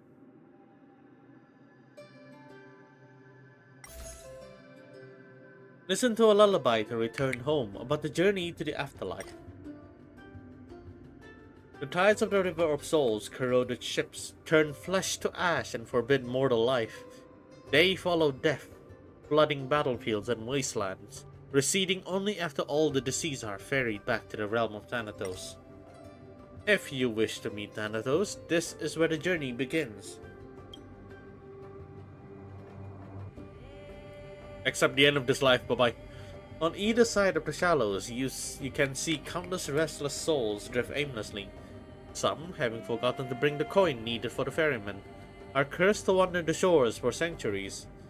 Others, burdened by unforgivable sin, groan in torment after their forms dissolve, awaiting the final judgment. There are also madmen abandoned by death, punished for deceiving the Titan, or cursed with immortality after diving into the river. These undying cursed souls lingers on the river's edge, begging the god for mercy, waiting for the rare compassion of Thanatos. Ignore them, and you will encounter a butterfly, the messenger of Thanatos, guiding you towards the nether realm. But beware of Zacharias and their kin. Apart from Thanatos, only they can roam freely in the realm of the dead. They delight in stealing from the dead. During the bloodiest years of the Crisis War, gold coins hidden in the realm of death even clogged the river of souls, causing the waters to overflow into the mortal world. Soldiers scrambled for the gold coin only to be consumed by the flooding river, leaving a grotesque chapter in history. When you reach the riverside, the Thanatos will have been waiting with a longboat for ages. No one knows their true face, nor those who have already crossed into the afterlife. They may appear as a bird, or as a dragon, or as a breeze. They silently extend the hand of shadow, accept your payment, and pull you aboard before rowing the oars. From this point, even bards speak vaguely. Some say the heroes gather in the realm of dead. death to raise their glasses in celebration, while others say it is a lifeless place, adorned only with endless piles of bones. One way or another, you will catch the scent of flowers carried on the end of the west wind, feel the soul's rain cascade upon you, and finally, as a newborn, open your eyes and let out your first cry. Wow. Oh, that's beautiful.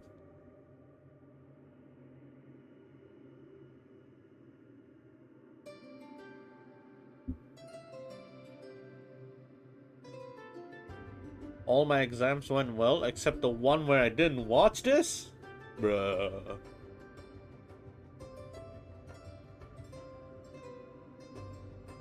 This stream is actually a good luck charm? How does it work like that?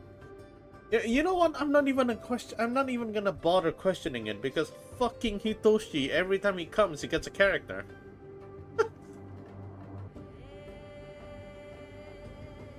Hitoshi, every freaking time he comes and asks for a buff, he gets the character.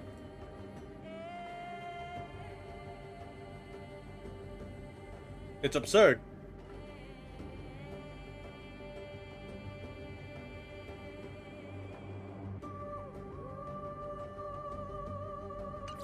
Alright, the foreword is finished. Let's continue on to the postscript. Oh, this should be my favorite here, because I know none about all of these. The postscript, I know nothing at all. Even Ceridra's part is so vague.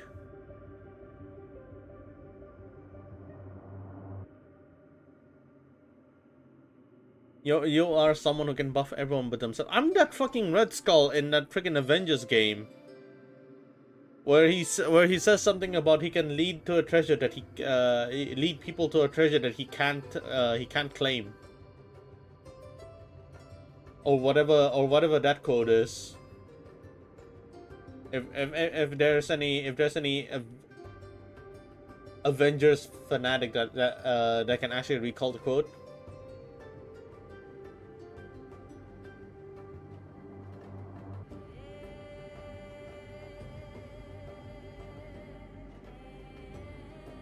Okay.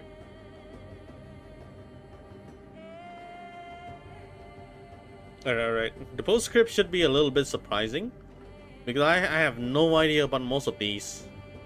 There's also carefully too at the last part. Okay, let's continue then. Evernight. Orynyx sang a prophecy about gold, a prophecy that gilded the newborn world with prosperity.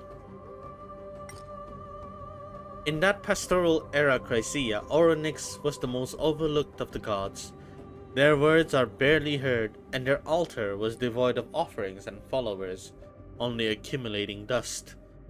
Because all of humanity's needs were met, there was no hunger, cold, or pain, and every day in the future would be as happy as today. Who would need prophecies then? In that era, the only thing humanity needed from Orynyx might have been to gaze at the stars under the night sky, and Orynyx was not angry about this, still only continuing to prophesize. At that time, the world had no change. Humanity's good days wouldn't last long. Orynyx's value would finally reveal itself. Conflicts, accompanied by the sounds of war drums, surged forward, followed closely by various schemes. All certainties were shattered. Those alive today could be dead tomorrow, regardless of whether you are a commoner or a king. Before the Temple of Orynyx, the ground was filled with worshippers seeking guidance, and one after another, prophetic altars rose up, their numbers even surpassing that of the public baths at one point. In the darkest moments, the vulnerability of humanity was laid bare, but Orynyx did not abandon these opportunistic people. Instead, Orynyx patiently guided them. They allowed generals to grasp the routes of rebels' attack, and they enabled doctors to know the outbreak time of plagues. Under the protection of prophecy, people reignite their fighting spirit and struggle to keep life moving forward. The granularity of this prophecy is quite detailed. Orynyx is a good titan, Can't humans be more proactive? Some deceive others under the banner of the Evernight Veil, the most famous being Zagreus. They once disguised themselves as Oryx, declaring that a great flood was about to engulf Icaria, causing the entire city to flee overnight. Similar tricks were played time and time again, but most people still willingly fell for them, showing just how devout they were towards Oryx back then.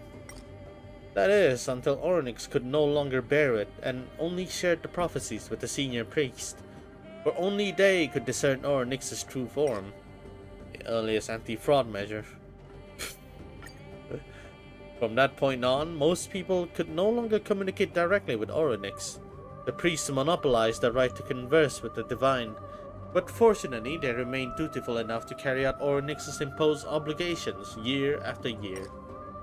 But if every path requires the god's light to illuminate it, how far can humanity truly advance? Should the day come when they abandon us? Where would we turn then? Oryx proclaimed a prophecy concerning platinum. This revelation brought a turning point to the turbulent world. The first was the destruction of Pompeia, a prosperous city that stood on the western side of the continent. Let me guess. Volcano? The buildings were built from sturdy granite stone, but they fell into the abyss in an instant. It said the people of the city defiled the land, provoking the wrath of Georios, the gentle titan. In a rare fury, Thor opened their own chest and swallowed the entire city, every soul within. Ah damn, who would have seen that coming? The earthquake's devastation was so absolute that Pompeia left no relics behind.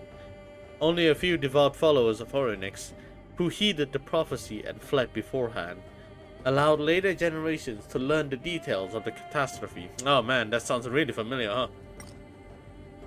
Even Georios got some temper. Yet some doubt his prophecy. After all, only a handful of believers received their divine revelation, leaving room for deception. But the next prophecy was undeniable, known to all in Amphorius without exception. At that time, Castum Kremnos prepared to annex its neighboring smaller city.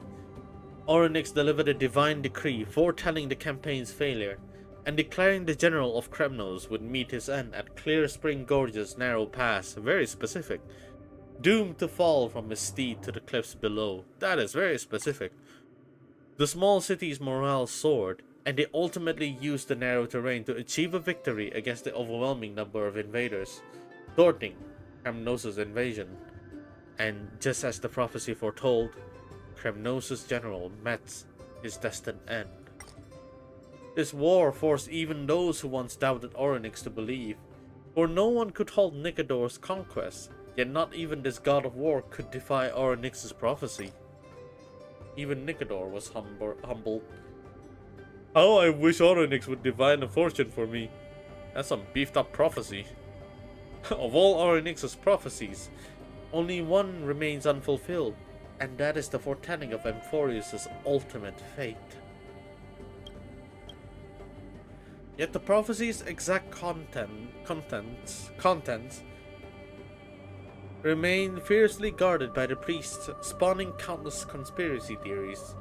Some claim the Chrysos heir will bring eternal peace, while others insist the Black Tide will ultimately devour all. Though the priests deny every rumor, insisting Oryx never delivered a definitive verdict, whispers continue to multiply, carried by the wind like scattering leaves. Conspiracy theories are always the most popular. Whether the priests deliberately conceal it or not, for their approach may be wise. For mortals, knowing the world's truth too soon is never a blessing. After all, even if tomorrow brought the world's end, we could change nothing. It would only multiply our despair. So living for today remains the wisest answer.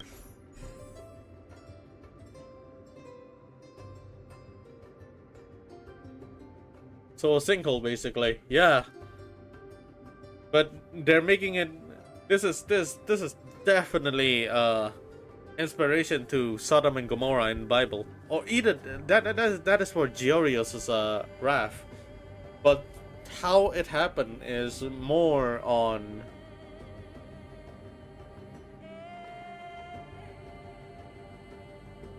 the freaking fall of that one place, Pompeii, was it? With the super volcano.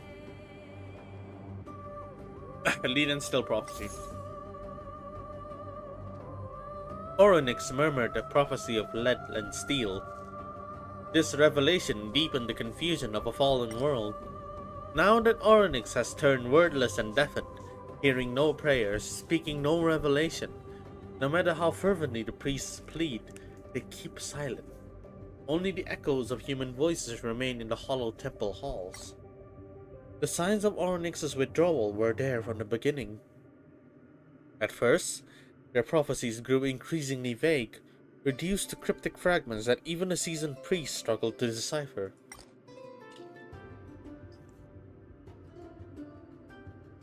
Later, the interval between prophecies stretched longer. Years of desperate waiting might yield only a handful of broken phrases.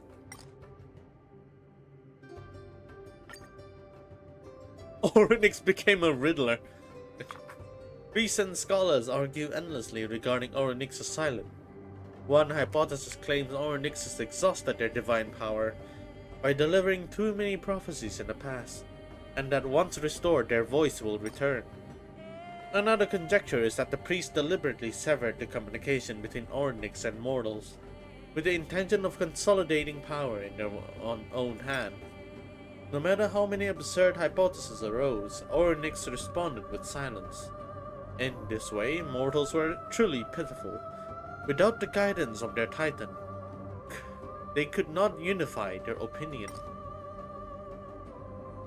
Make a sound. Any sound.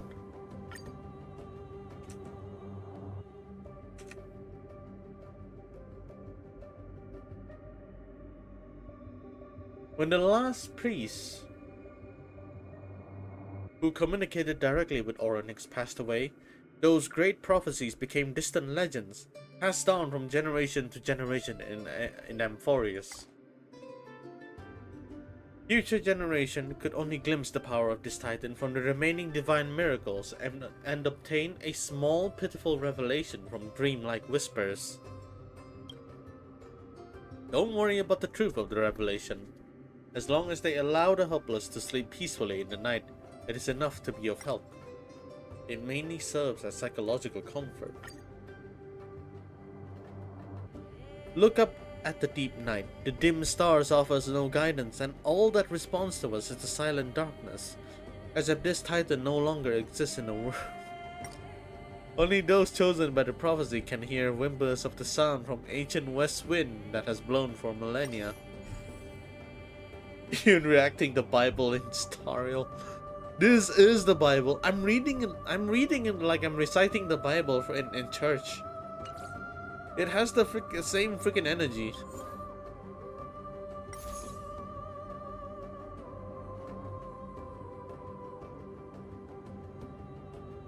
Dude, one of them directly referenced the freaking Sodom and Gomorrah, which I find really interesting. They combine both of them. They combine the part where the city got so freaking haram, and then Joros decide, it's time to destroy it.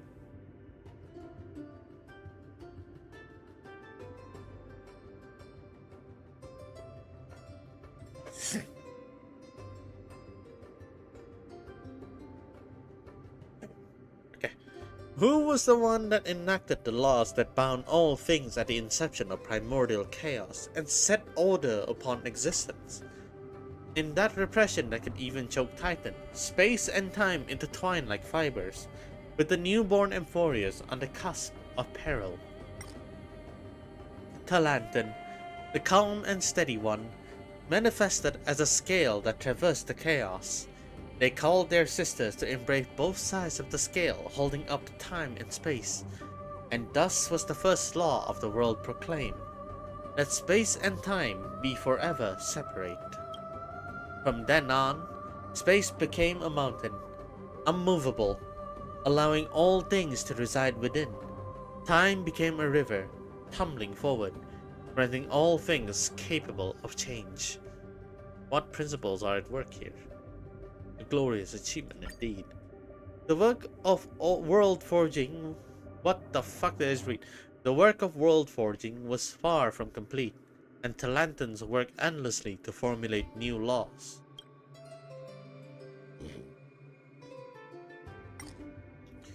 That which is heavy presses down. That which is heavy presses down, and what is light ascends. That which is hard offers firmness, while that which is soft remains brittle. The hot shines while the cold dims.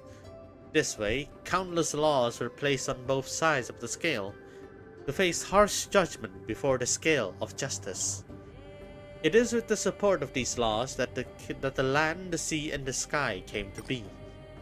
Even an insignificant grain of soil, a fleeting tumbling wave, or an ephemeral gust of air bears Talantan's delicate balance, the very model of what the Titan should be. But rules are made to be broken. In the order and laws above all things, there is one essential maxim. All matters have a beginning as well as an end.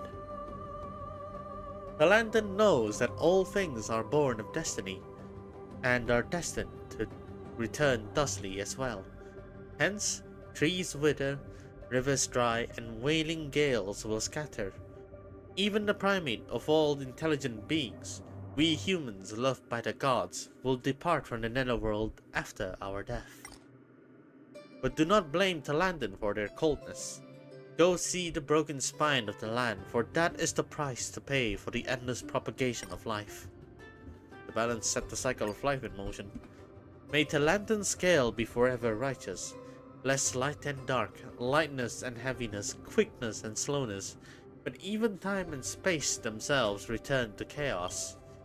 May all things follow their ordained laws, and never defy the scale of justice, lest they face the severest judgment. Who at the dawn of wisdom's awakening decreed the morals that bind our deeds, letting ethics illuminate human hearts? Humanity's opinion of Talantan is complicated. They aren't universally beloved like the beautiful Menestia or wise Circes, but they also aren't disdained like the treacherous Zacharias. Because fairness is but a neutral term, and it goes against the instinct of a person far too often. In the narrow morality that rules humanity, fairness means to give and receive in return, getting rewarded for doing good, being punished for doing wrong. But to Talantan, the only means of judging fairness is by weighing both sides of the scale and see which rises and which falls. I can do this job too. Since the first conflict among humankind, countless civilized city-states have fallen to barbarian hordes, and noble heroes met their end by schemers' hand. Yet none of this could tip the scales of cosmic justice, for in Talantan's eyes, these were but mortal games. Yet should humanity cross the line, their judgment would strike like thunder. Take the tale of the Kingslayer, the guard captain who assassinated a tyrant king on the moonless night, only to drop dead himself when the deed was done. For he betrayed his oath to loyalty to protect his lord. Even should a flower of righteousness bloom for him, he must still taste the fruit of atonement. This merciless verdict sparked outrage. Crowds flooded Talantan's temples, shouting demands for the Kingslayer's vindication. Would Talantan heed them? To this implacable titan, the Kingslayer was merely a weight that distributed the scales, and the protesters' cries should never ripple the balance. Perhaps these very protests were themselves but another counterweight on the scales of balance. How could the lowly intellect of a human ever grasp what Talantan is thinking? One must believe in the judgment of the scales of justice, for it never leans toward any side. May humanity remember divine retribution, restrain their inner desires and defiance, and willingly walk the straight path of morality and law. who, as the scales began to tilt, invoked the spells that bound the Titans, restoring balance to the earth. Zagreus once pleased every Titan, except Talanton, who feared even their laughter might tremble the scales. The mischievous Zagreus hatched a plan. In the darkest hours before dawn, they stole the scale, toying with them as they flew west, all because they loathed Talanton's perpetual sternness. That day, all who looked up saw a colossal shooting star. Where it passed, giant trees floated mid-air, rivers flooded fields, and death ran rampant through cities.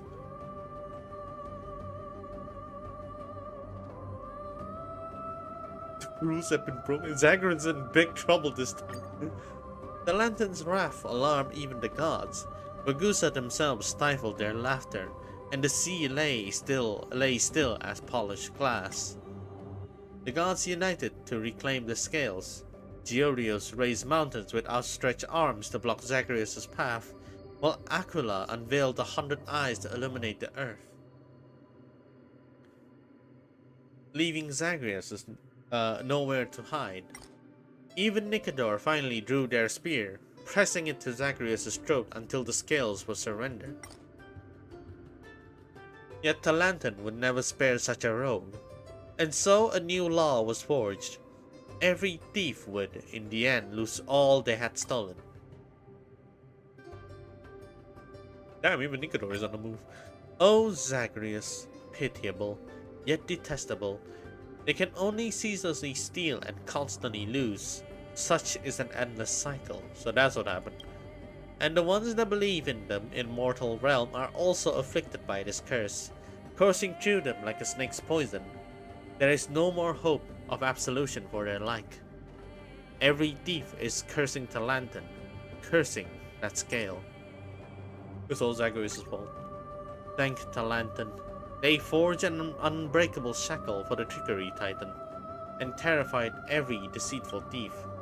But did they know, from this, countless enemies would arise, that their scales would become every thief's coveted prize?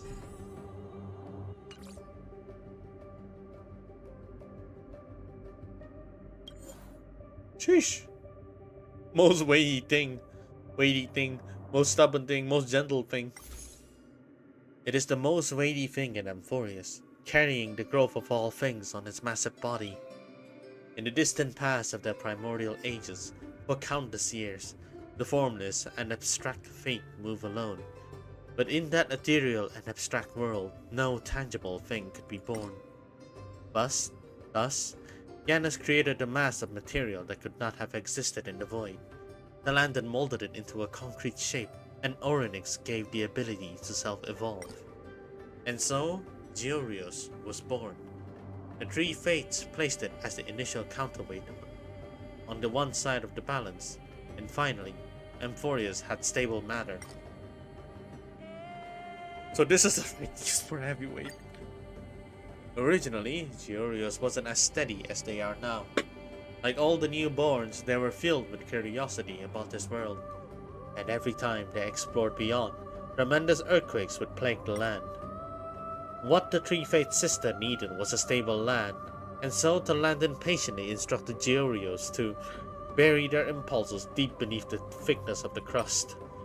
Georios followed Talanton's teaching diligently, slowly becoming steady and reserved. In the silence of the passing years, they grew thick layers of soil and towering mountains. Now, from a high vantage point, only the deep, unfathomable ravine remains. Recording the mischievousness of Georios in their youth. They were pretty naughty as a kid. Bored and restless, Georios chose to fall into a deep sleep. The cold part of the air they exhaled condensed into dew as it rose. The dew fell back to the earth, eventually gathering in the sunken areas to form the Great Sea, which became Fagusa.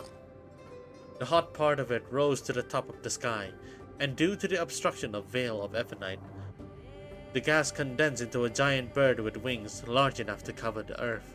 Aquila was also born. But Georios did not like their blood relatives. They constantly complained about the waves eroding the land and the hurricane destroying the forest. However, the kind-hearted Georios did not resort to violence, but instead quietly grew new lands and forests. Wow, Georios has some patience. Why is it that the range of human activity is most confined to the land? Even those who occasionally cross the ocean often meet their end at the bottom of the sea, not to mention the unreachable heights of the sky. It is because the sky is arrogant, the ocean is frolicsome, but only the earth is generous in nature, willing to accommodate the weakness and stupidity of man.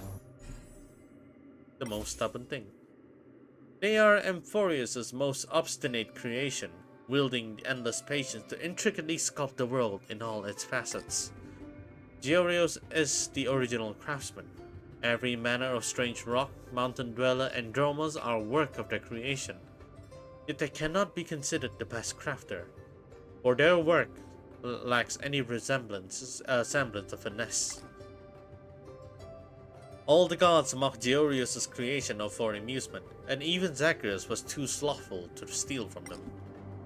Menestia kindly offered to teach them the delicate lines and vibrant colors, but Georios waved it off with their big hand, claiming they had no interest.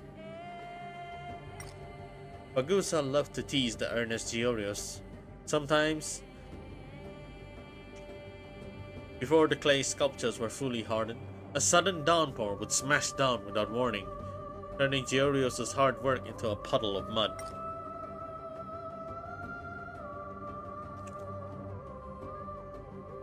Fagusa did go a little too far here. It was rare for Georios to lose their temper. They piled the lump of mud at the river mouth in protest, but unexpectedly, it brought fertile land to the people. This small dispute had another consequence. Whenever heavy rain came, the land animals would give up hunting and resting, scattering in all directions in search of shelter from the rain. Perhaps, even till the very present, they remain fearful of being turned to mud and mire by Fagusa. They would sleep soundly on every rain-sodden night. Aquila saw the land filled with vitality and noticed their own kingdom of sky was empty and cold, and thus decided to learn from Georios and forge creations of their own. But the sky was devoid of mud, and Aquila was hollow of patience, so they could only need balls of air to create irregular clouds. Aquila quickly lost interest in these creations and allowed them to float as they will in the sky. But Georios found themselves interested in these clouds, and sometimes shakes hand with them. What? Thus, we see a mingling of mountains and clouds. Oh, okay. Georios actually does know how to appreciate beauty. I wandered the world and saw countless sights. The vast plains were Georios' chest, and the majestic mountains were their arms. May our pillar of stone know eternal slumber, and may the soil beneath our feet remain ever firm. They were the most gentle being of Amphorius, using priceless revelation to save fallen humanity. After the era Chrysia ended, many city-states fell into darkness. People could no longer enjoy endless supplies of food and were forced to revert to a hunter-gatherer lifestyle. However, the excessive population had already filled every corner of the land. The exploitative way of taking from nature had overwhelmed the ecosystem, and countless people fought each other out of hunger. Terrifying tragedies occurred every day. Enraged by humanity's greed, Xerxes commanded all plants to wilt, just as mortals believed the Titans had forsaken them. Georios once again revealed their boundless compassion. Seriously, I'm literally in tears. Georios pleaded with Xerxes and struck a covenant. Spring would return to the land if humans overcame their avarice. So Georios sought their own kin, a mole. It stole the last apple from the people's sack, and the hungry masses chased this mole to a valley. They saw a golden wheat field where the moles would burrow into the soil, making the ground soft and suitable for farming. This was a trial set by the two titans for humanity. If they collected the seeds and grew their own food through farming, Xerxes will forgive their past transgression. On the contrary, if they devoured all the food in the wheat field, humanity would face extinction, even though they were Kefali's creation. But humanity's just still there, so the outcome can't be that bad. Georios' priests mimicked the moles, tilling the soil to bury the first handful of wheat seed. Under Circe's blessing, dense ears of wheat sprout forth from the soil, and spring returned to Amphorius. Humans learned to reap sustenance through toil. Where the first seeds were sown, they raised Georios' sanctuary, offering the inaugural wheat harvested during the month of reaping to the merciful Titan. There's no glory like work. Now, Georios has sunken into eternal slumber. They can no longer see the land and people they once saved. But those patches of golden wheat fields, those tight bundles of harvest and smiling, satisfied faces, are the best means of comfort for this Titan. Wow! That's nice. That's actually lovely. That's so wholesome. So why the fuck is everything? Going on Armageddon?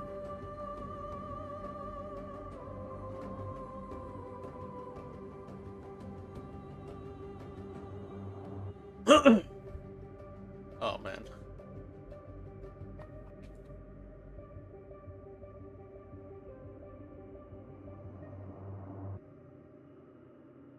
I like how the moment I got a reading stream, my freaking nose decided, hey, fuck you. Let's slightly clog you up.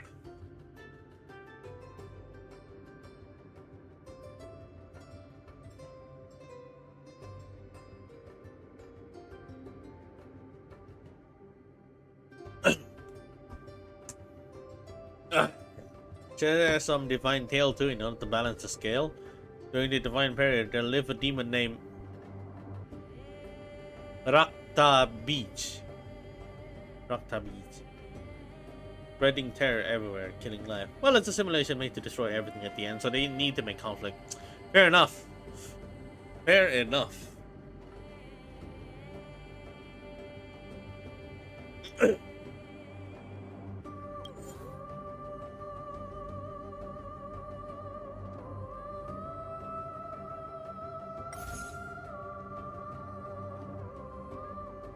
Okay, let's continue. When the Phantom Knight of Oryx will still dominate the sky, in the boundless Avenite, a giant bird whose wings could cover the land opens its eye. Aquila sends everything around them. They open their first pair of eyes, but the dim world prevented them from seeing clearly. Then they open their second pair of eyes, but darkness still enveloped everything. So they opened more eyes on their head and wings. With each pair of eyes Aquila opened, the world became a little clearer. Finally, when they opened the 100th pair of eyes, Aquila could at last see the world they inhabited. When Aquila saw the world clearly, the world was also within their eyes. From their eyes came a blazing and absolute light, outshining the veil of Ebonite and the stars embedded upon it. The night was over, and the earth welcomed the first ray of sunlight since the birth of the world. Praise the sun! Aquila established their divine realm at the border of Amphorius. The short feathers on their wings became the glow and flames in the sky. The long feathers were fashioned into thunder and lightning. Clouds were Aquila's first Titankins. They took the white from their own eyes to create clouds. These kin forever float around their master, but they cherish freedom and are naturally carefree, thus easily indulging in pleasure. Sometimes the clouds would be tricked by Fagusa into drinking vintage wine, thus wetting Aquila's feathers. The angry Aquila would then shake their body, casting the wet feathers into the clouds and summoning thunderstorms. But some poets claim this happened because of Fagusa secretly encouraged the cloud to tickle Aquila's nose, causing them to constantly sneeze in the sky. When the children of humanity first descended to the world, They looked up, yet lost their sight to Aquila's piercing gaze. And the divine light emanating from their eyes was so scorching that the earth melted into magma, and plants were charred black from the heat. Was it that hot? Aquila circled across the sky, hearing the countless pleas rising from below. Moved by a tinge of compassion, they slowly closed one pair of eyes. At that moment, the wailing grew a little fainter, so Aquila closed another pair of eyes. And so this continued until Aquila left only a pair of eyes open. The voices of the people turned to praise and cheers. And so Aquila received the revelation to create a new Titan kid with only a single pair of eyes. I'm sorry? When the leader of Kadir encountered that towering sun-like figure in his dream, he did not yet realize that he was about to be granted the wisdom to cross the ocean. Long ago, in Fagusa's most unrestrained era, even the greatest coastal city-state could only pray to attract their fickle favor. Just as the leader of Kadir led his people to toil day and night, hauling stones and fortifying the dikes, all in the hope that their home would not be destroyed in one of the sea god's wild revels. But the world is fickle, and fate seldom favors human effort. Instead, their toil only amused Fagusa, who, in their playful whim, raised towering waves and swept the dikes away. The second time, the leader carved deep trenches along the shore, hoping to halt the advance of the waves. But Fagusa's power filled the ravines and surged onto the beach once more. Humans are powerless against the god, but he's still a fighter. Twice defeated, the leader was consumed by sorrow and fury. He roared at the sea, condemning the injustice of this one-sided struggle. Fagusa was not angered by this outburst. Taking the form of a great whale, they appeared by the shore and spoke to the people. If the people could cross the sea and reach a distant island within 7 days, they would cease their disturbance and even bestow upon them Fagusa's treasure. But if they failed, the coastline would be swallowed by the ocean forever. With that, the great whale vanished into the depths. The leader pondered for 5 days and nights but could not find a way to cross the sea. That night, in his dreams, he saw a figure as radiant as the sun, Aquila. Aquila told him that by binding sturdy branches together with vines, they would cross the sea. At dawn, the leader gathered his people and set to work, lashing branches into rafts. The morning of the 7th day, under the watchful eyes of his people, the leader embarked on his journey across the sea. A brave journey. At last, the leader reached the island, but Fagusa, realizing they had borrowed divine wisdom, declared that they would flood Kadir's land with seawater. In this moment of crisis, Aquila appeared once more to intervene. If you must flood their land, do not use seawater. Use the honeyed brew that is your pride and honor instead. I was like, Aquila's also a PR expert. Fagusa, pleased by the flattery and amused by the clever words, was instantly satisfied. From that day on, the warriors of the coast mastered the art of fermenting drinks and, before setting sail, would offer their respects to the sky.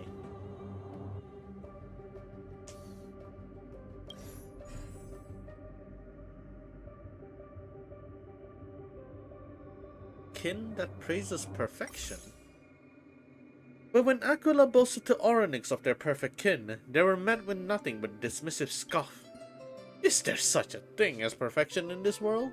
Your so-called flawless kin is nothing special. How could the proud ruler of the heavens tolerate such doubt? Blinded by the pride and desire to prove themselves, Aquila tore out one of their own pair of eyes with their beak, and cast those along with their lightning spear into Georios' spine. Sounds painful.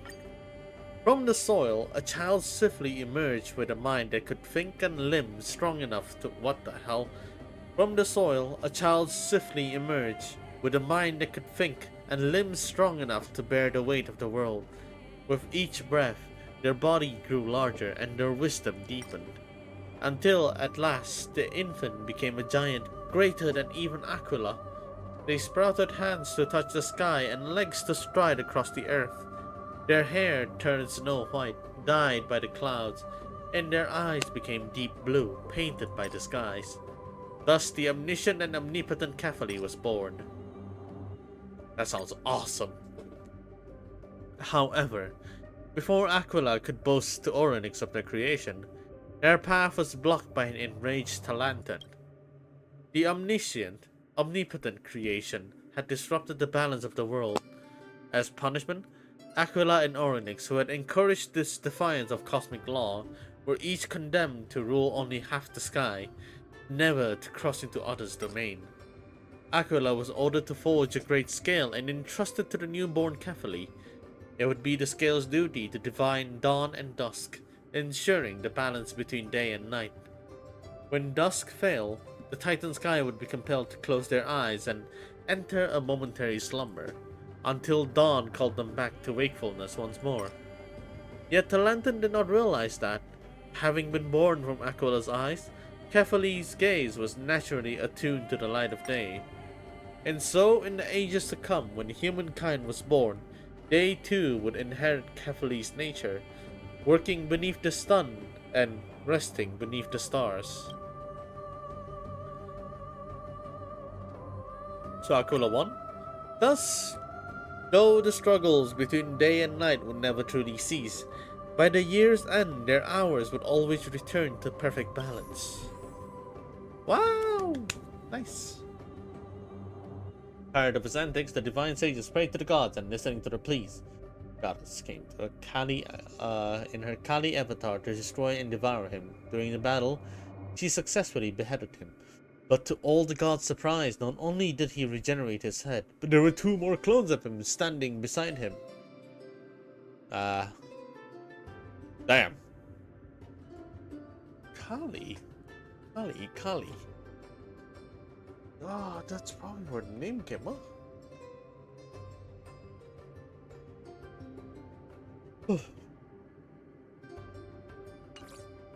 Okay, the Bow of Rift. Oh, who's this actually? Who does this belong to?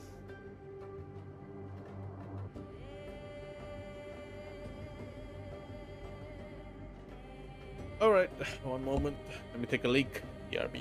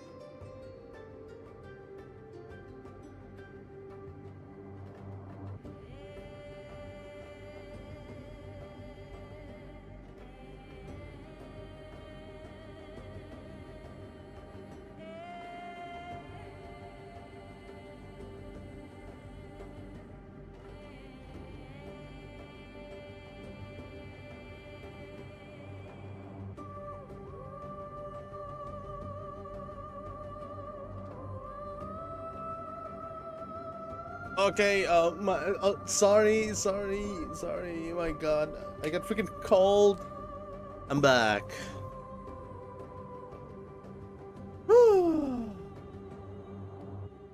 It was then revealed that through hard penance, that he had pleased Lord Shiva and had obtained a boon from him. The boon granted.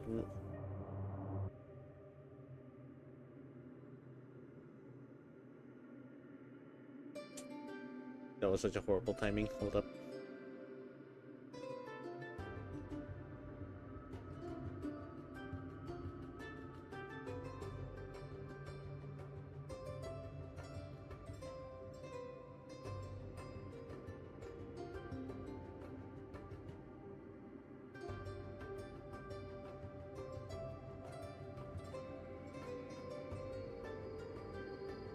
Okay.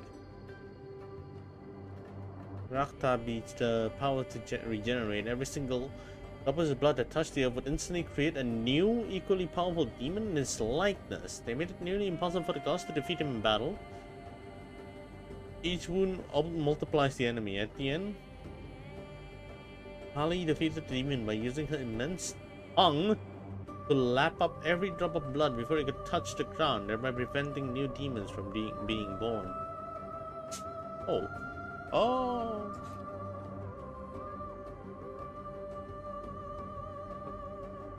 That's how it went.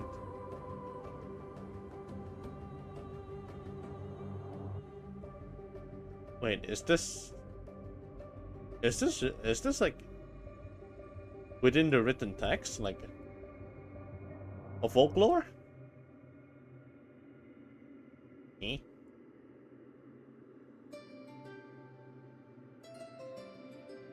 Because I always like these types of these types of stuff, because you get to learn how some of them came to be and how some of them live their life.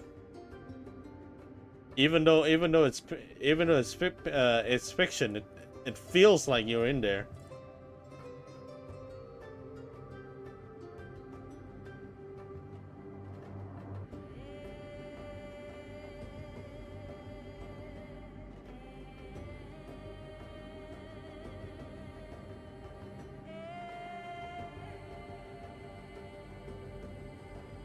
Yeah? Oh, here we go. Oh, that's interesting. It's just like in freaking Norse mythology, and also from a little tidbits and bits from Record of Ragnarok. Somehow they managed to show character for a lot of them, and you just start to like slowly be interested in them, in their stories and lore and such. Very interesting. Okay. The Bow of Rift. Countless people praise Circe's wisdom. They spread their branches and scattered their leaves, letting the roots of seasons settle within Georgios' body. Birds briefly veer away from the clouds and meticulously engraved by Aquila, sweeping down to seize branches, glistening with the dew of wisdom. Beasts too indulge in rare respite, flaring their nostrils to drink deeply of the forest's awakening breath. Vibrant colors and vivid movements fill the space between heaven and earth. Those blessed by them prosper and multiply, gathering those golden fruits as their source and presenting them to the wisest scholars in their midst. However, not all titans welcome Circe's spring descending upon the world. The hand of shadow from the river of souls had already crawled up its root. Thanatos declared with conviction, fresh flowers cannot bloom eternal, and eventually they will wilt and become dust and ash. Giant trees cannot stand eternal, and eventually they will decay and become withered woods. This is the only way. This is how the world survives without being consumed by the endless growth of vegetation. Circe naturally wasn't rageful. The flowers of reason would never wither. Then all flowers shall rot into mire, all mighty trees wither to barren husks. Every plant upon this earth shall tremble before the earth bestowed by Thanatos through decay. However, if all the silt and withered branches are cast into the river of souls, The river would eventually become clogged and cease to flow. Should this happen, other living beings would be unable to meet their fated end. The Hand of Shadow paused, their arrogance tempered only by reason's whisper. Thus, a covenant was forged. All flora and flora would return to Circes. They opened their arms to reclaim their lost children and sank into a mournful slumber. But the Reaper did not know Circes had already murmured to the earth, transmuting decay into nourishment for new life. Okay. Thus, in era Creatura,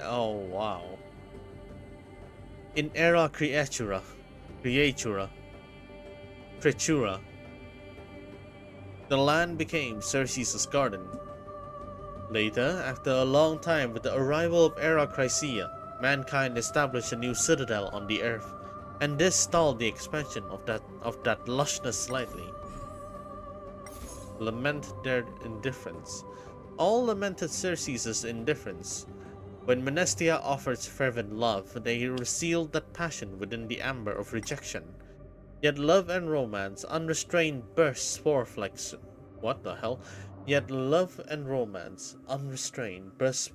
springs, flooding the field as golden wings. Menestia's butterflies soared to Amphorius' farthest reaches, even to realms beyond divine sight. Like bees collecting nectar, the wings of love sought rare gifts for the Titan dwelling within the sacred tree. There were emerald fruits nourished by the first dewdrops of dawn from the tallest olive tree in Stymphalia. Also colorful giant clams that even the bravest, most broad-chested divers of Maleatus could not harvest, with pearls dark as night shimmering within. Even from the seemingly primeval wharfiness, they gathered several amusing tales and countless others beyond these. Good joke never gets old, but Circes did not respond to such devotion. After all, even reason cannot fully deconstruct love into logic and philosophical thought. Like a stubborn stone unmoved by wind erosion or scorching sun, they sealed off their senses. They hid within sacred trees, concealing all signs of vibrant life. Even flowers grew shy in their presence, curling their leaves at the slightest touch. Then winter came to the world, and the earth lost its vibrant greenery as everything turned pale and weary. Aquila, attempting to awaken the slumbering Circes, sent down snow and hail, but received not even the faintest response. Such things are not rare.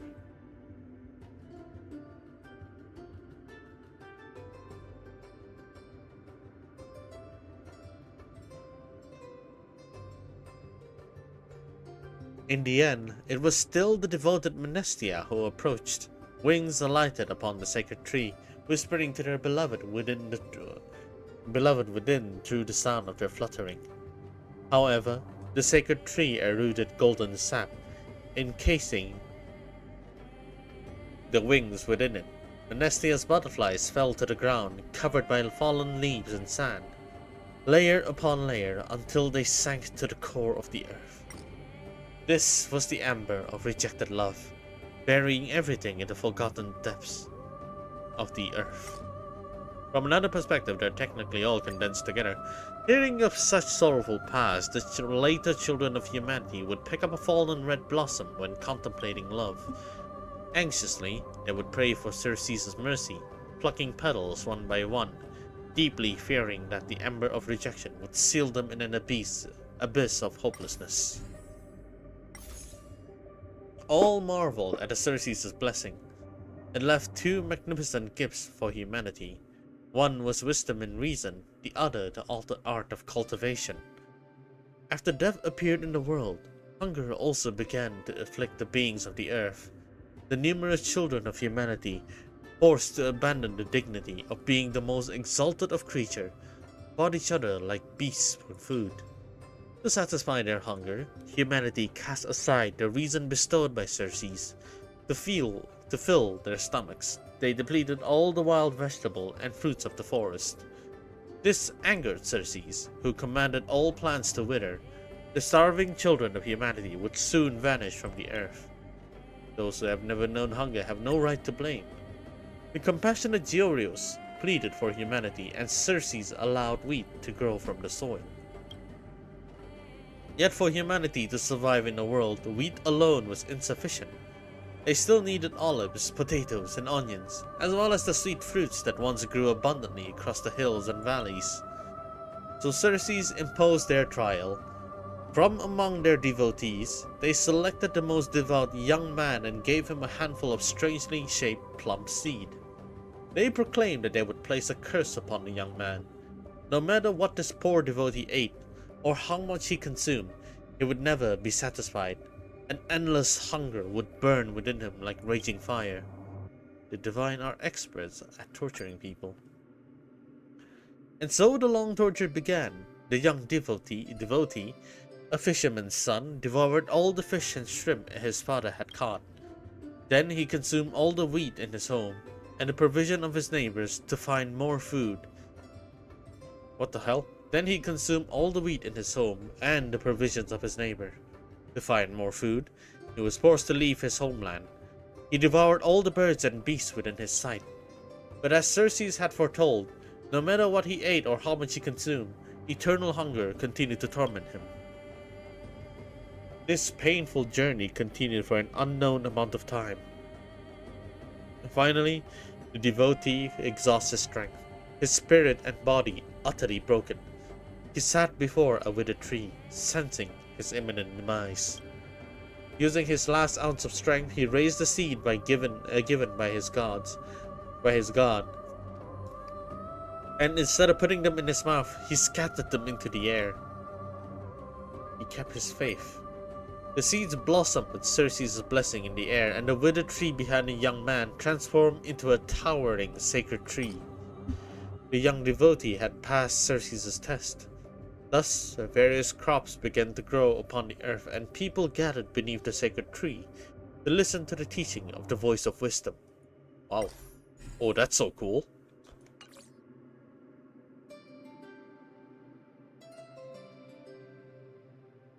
Alright, the last one. This is Kefali, is it? Throne of Worlds. Giants March. Ancient songs passed down through generations tell of that distant past, the march of the giant Kefali. It is said that the giant was born from the conflict of day and night, and though they accepted their burden without complaint, when they gazed upon the world they found it desolate. The vast expanse of heaven and earth lacked the vibrant pulse of existence. Kefali, omniscient, understood in an instant. The world was missing life. And so with great strides this giant set forth, vowing to seek the footprints of life. To search every corner of the world, the giant followed the coastline. Their massive feet sank into wet sand, sending mud flying in all directions. Mud that splashed into the sea became swimming fish. Mud that struck the land turned into roaming beasts. Mud flung into the sky, dried by the sun, transformed into soaring birds. The creature, born of the mud splashed in the waves, cried out from the earth and called to their creator, but the giant walked too fast to hear them, leaving them far behind. Kefali never stopped. With each step, the scale on their back shifted, exchanging day for night and night for day. They never paused, as if the moment they did, they would lose sight of the perfect life they sought. Maybe they should stop. The giant walked for an unfathomable length of time, wishing to grant them a moment's rest. The three-faced sister gently draped the veil of night over their eyes, tricking them into believing the night had truly fallen. Kefali then set down the scale, lay upon Georios' spine, and drifted into a brief slumber. As they slept, a single strand of their hair fell onto a stone. But because the giant continued to ponder the essence of life even in dreams, that strand of hair took root and grew into a mighty tree. The tree sprouted with astonishing speed, and from it, wisdom and reason were born. Wherever its branches reached, the land blossomed with countless flowers, and even the creatures formed from mud were touched by his essence, gaining a spark of spirit. When the giant Kefali awoke from their slumber, the world had changed beyond recognition. Living beings gathered around the sacred tree and their creator, offering thanks for the gift of life. But the giant was bewildered, unaware that his nourishing world had sprung from their own unintentional act. Perhaps this was the one truth they could never fully comprehend. The giant's mission. Ancient songs passed down through generations tell of that distant past, the mission of the giant Kefali. The creations of the gods filled Kefali with joy, and the world thrived with newfound vitality. Yet despite this, the giant remained unsatisfied. These beings, for all their beauty, still lack wisdom. In time, they will crumble into dust. And so, Kefali pondered deeply, until in a single moment of revelation, they understood their purpose. I shall make them in my image, that they may bear the spirit of all things. Oh, okay. There we go again. They only realized it now? How does that count as a blind spot? The giant sought out the ruler of the sky, speaking with humble words. Your gaze is piercing and shine upon all the world. I hope that my creations may receive your blessing, so that they may walk freely beneath the light of day. Aquila smiled and readily agreed, yet the god of the starry night frowned, turning away in displeasure. Please do not be angered. When the stars rise, my creation will need your protection, so they may rest in peace. Hearing this, our Nyx reconsidered, and at last granted their blessings as well. Wow. That's pretty tactful. The giant bent down once more and awakened the earth. Their creation would take form from Georius' divine body. Then the giants sought out Circes, asking them to pluck the fruit of wisdom and grant their creation the gift of reason and thought. The god born from the sacred tree had no reason to refuse, and even brought forth the curious Menestia. The goddess of love flew to the mud figure, brushing their wings over the creation's eyes and gently touching their chest, so that their eyes might perceive beauty and their hearts might speak to the words of love. Everything was prepared, yet the giant had not yet given their own blessing. The Kefali cut open their own arm, and golden blood flowed forth. This divine ichor bestowed true life upon the creation. Thus the first children of humanity came into being. Congratulations. Humanity, newly created, gathered at the feet of the giant Kefali and built a great city. And this city, founded beneath the giant, would one day be known as the holy city of Okama. What? I saw that coming. I saw that coming. Ancient songs passed down through generations speak of the distant past, Kefali's nemesis.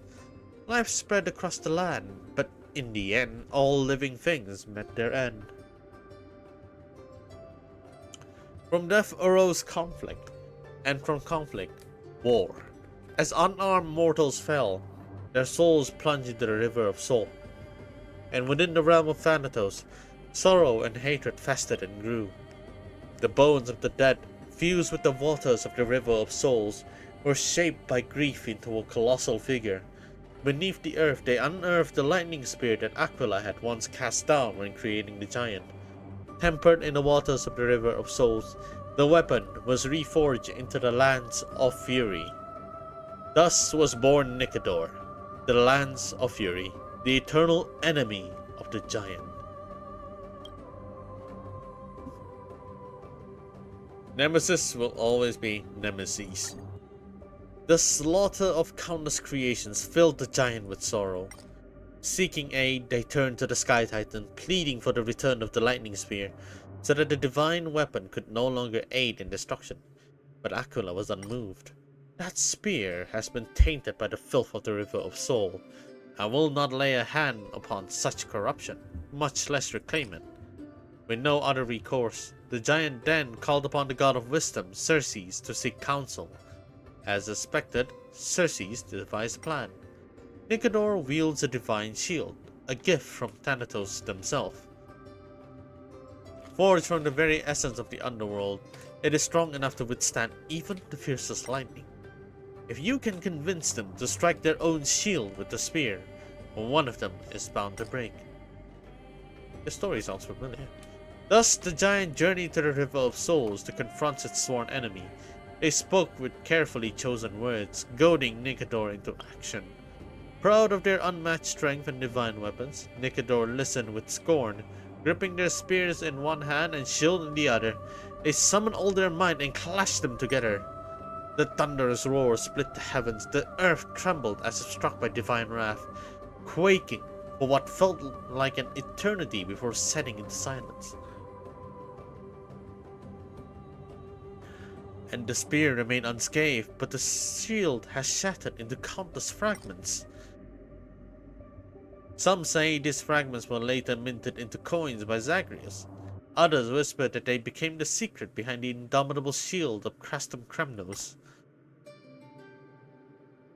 Oh, really? Thus, the giant had finally stripped its foe of one deadly weapon. But that was all. The struggles would not end here. It would carry on, stretch into the days would come. Wow!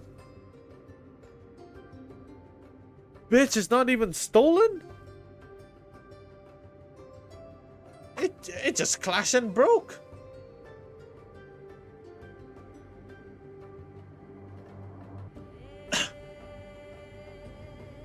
Yeah, this is basically Spinal and Mighty. Alright, I read all of it. That feels so weird. It really feels like I'm reading a Bible.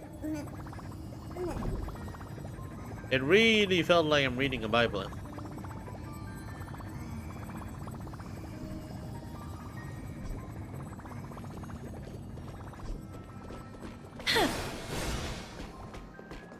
Okay.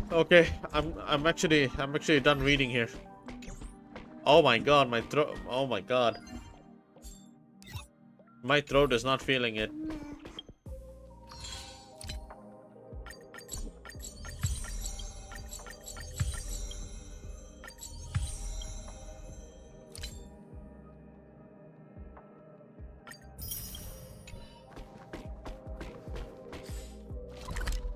Okay, that is actually the end of this freaking segment. Wow. Needed some honey and warm water. Oh, I'm definitely gonna make that tonight. Oh, I'm you know what? Fuck it. I'm gonna have to boil some ginger too, and then mix them together. And a good night's sleep. Yep. I think that is it. Initially, I wanted to do some side quests, but the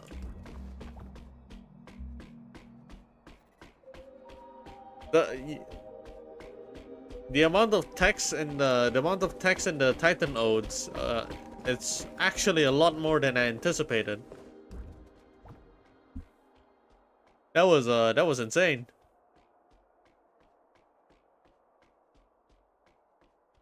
But yeah, I think that's it for tonight. I'm gonna go to sleep. I apologize if I sent too much to read. That's fine. That's fine.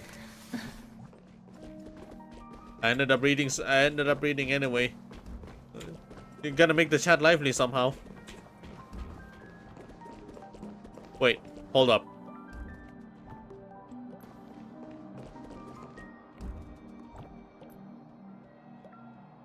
Oh right, Scott was part of the freaking. Okay, never mind. Oh, no. It surprised me when Scott was, when all of a sudden Scott was here. I remember now. Never mind. I remember what Scott did. Okay. Alright, I'll continue the stream tomorrow. I don't know what to stream. I actually don't really know what to stream. There's a lot of stuff that I can actually do. There's a lot of stuff that I can actually do, but I'll have to check my time first because there's actually a collab next week. There's actually a collab next week, so I need to arrange it in a way where I finish most of the events here, like 90% or 80% of the events here, and then collab. First collab? No, not really. I think it's like my 8th or 9th collab. I don't do collab a lot with other VTubers. Yeah, I don't do collab with other VTubers a lot, like barely even.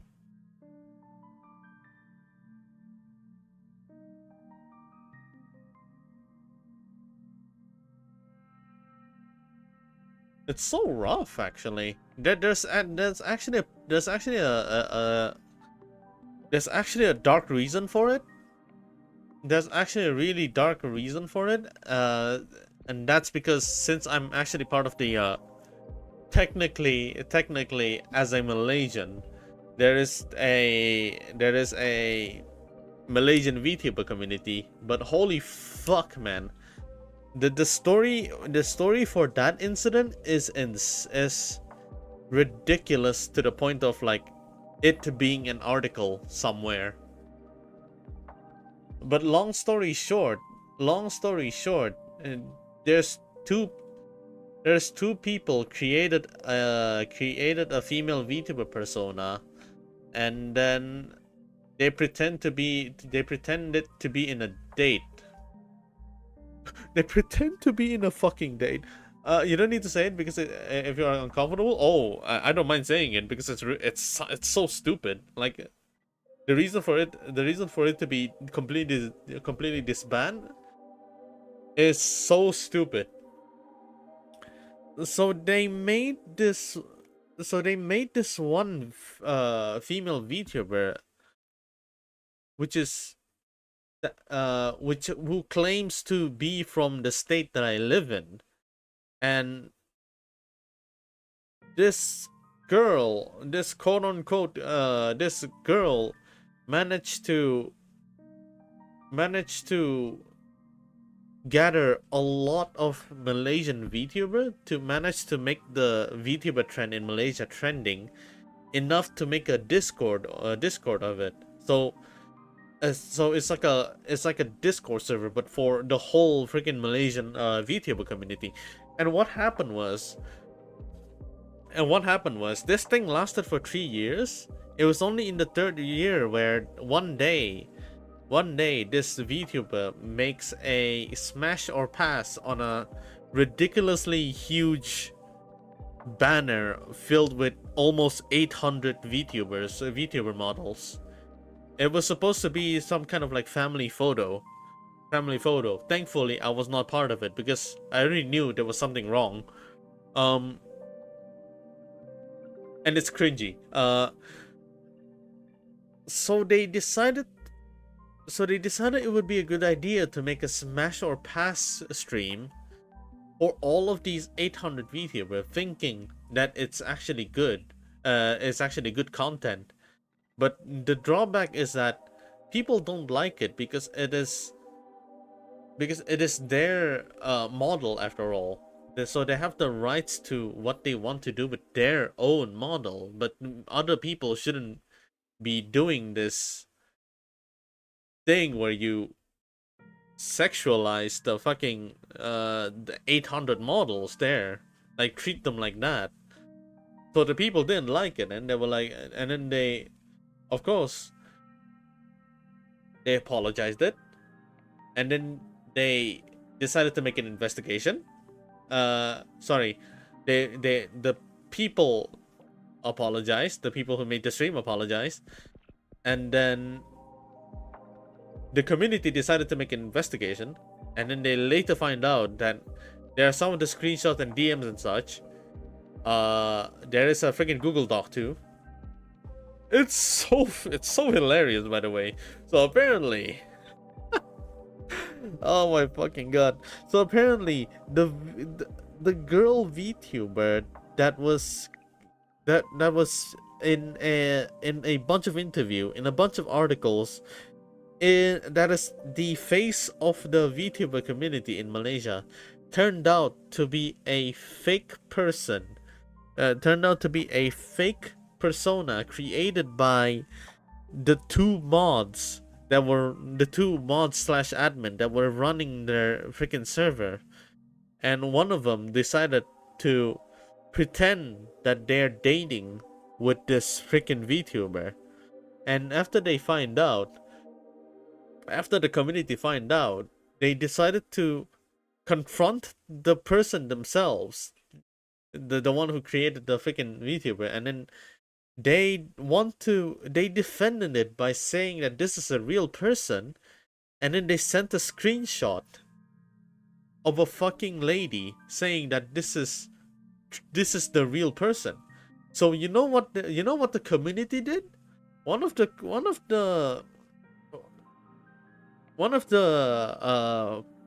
people who lead the investigation went and fucking contacted the person belonging who owns the selfie photo, and the drama continues from here. So the girl in the photo said that I know this person. He was in my I went to the same school with him. I didn't know he actually does this. That is a very scummy thing to do. But no, this VTuber persona that he made is not me, and I have not even gone into I don't even know what VTuber is to begin with. And that's where everything gets caught.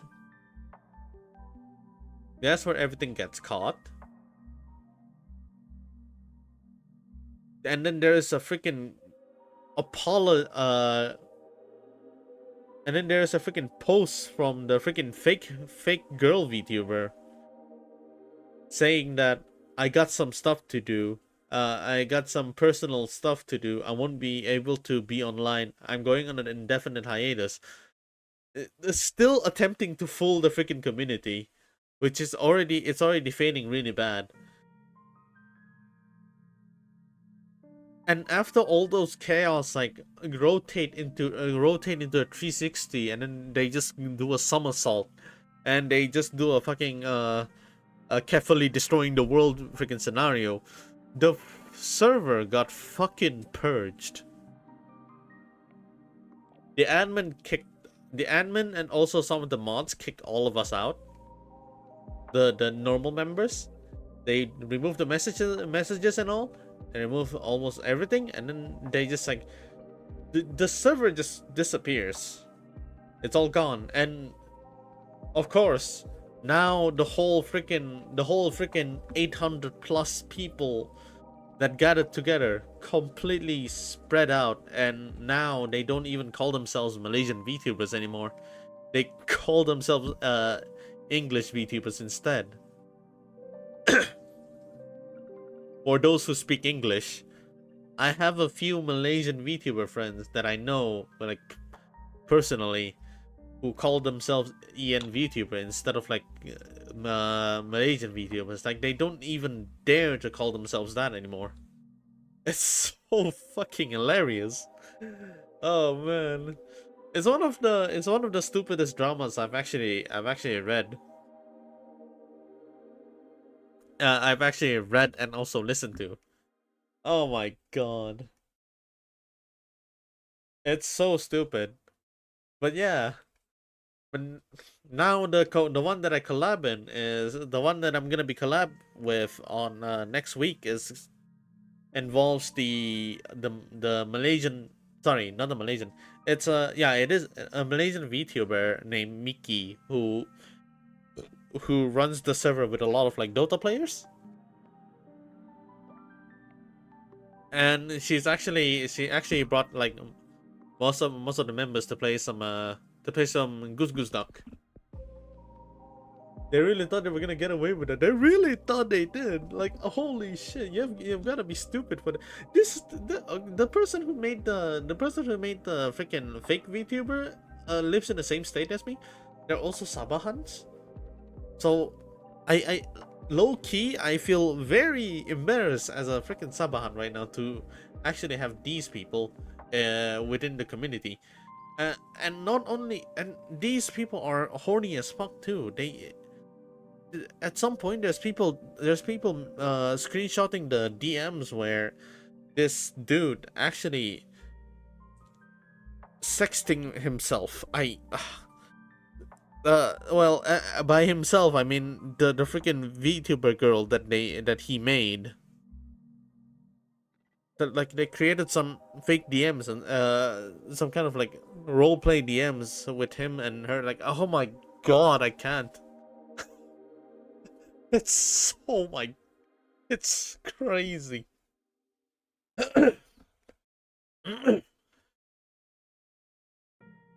But of course, there was another bigger discovery where, of course, like sex talk is pretty much a normal thing.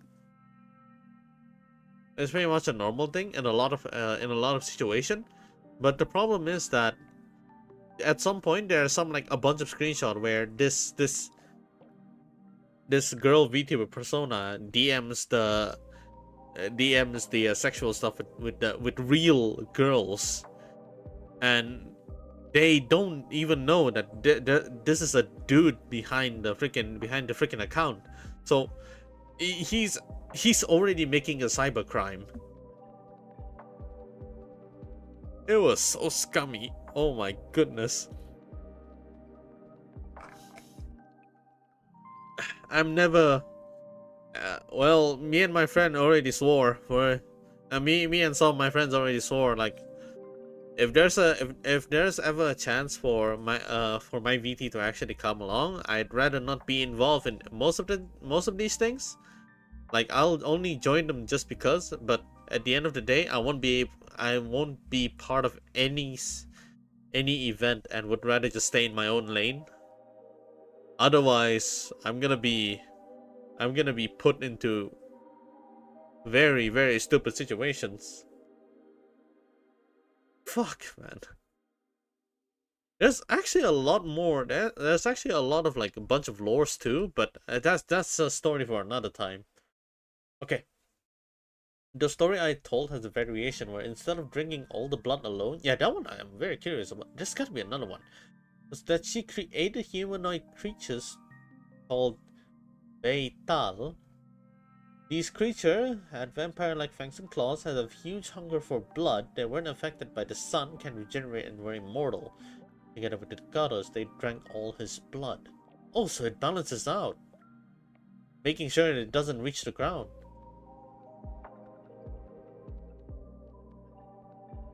Oh, but they can still. Oh, but their opponent can still die. Can still bleed to death as long as their blood doesn't land on the earth. Holy shit, they need to. Taking self-love to a whole new level. Even Everdine wasn't like this with March. Right? Holy shit. I don't see this guy being active anymore, but hopefully it stays that way. Because personally, when I first met this person, like in contact with this person, I didn't like him. I already know. I already feel like I don't want to get involved with this dude. We actually did like interacted once.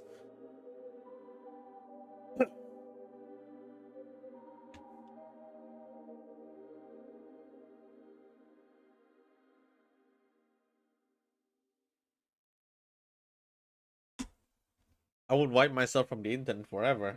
Yeah, I agree. Or just change your identity at some point. No need to put the same thing. No need to call yourself that name anymore. Just change it. Heck, it's not wrong to do a voice changer too if you want to make a different persona this time. But damn, can you imagine? Like, as I have a guildmaster VT, I have a guildmaster persona as a VTuber because I used to be a guildmaster for a particular game. Just imagine, just imagine, you just drink, you're just enjoying a freaking cup of coffee, like in a cafe, and then outside the freaking window you see a riot. That's basically what happened there.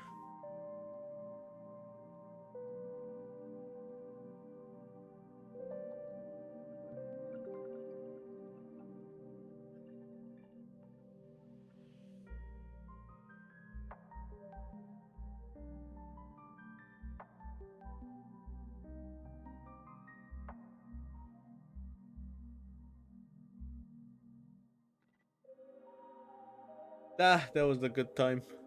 That was a good time. Arrow Rover. Her main damage is a resonance liberation. Okay.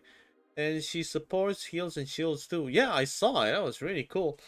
But I gotta admit though. I gotta admit.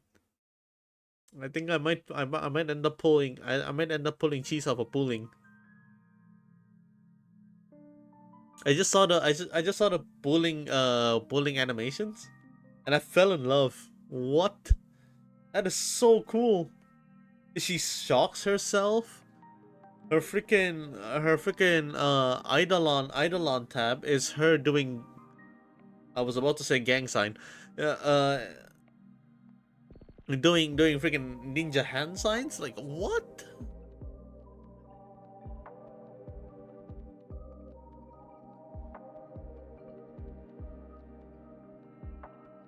By the way, her shocking herself. Oh, also she does the freaking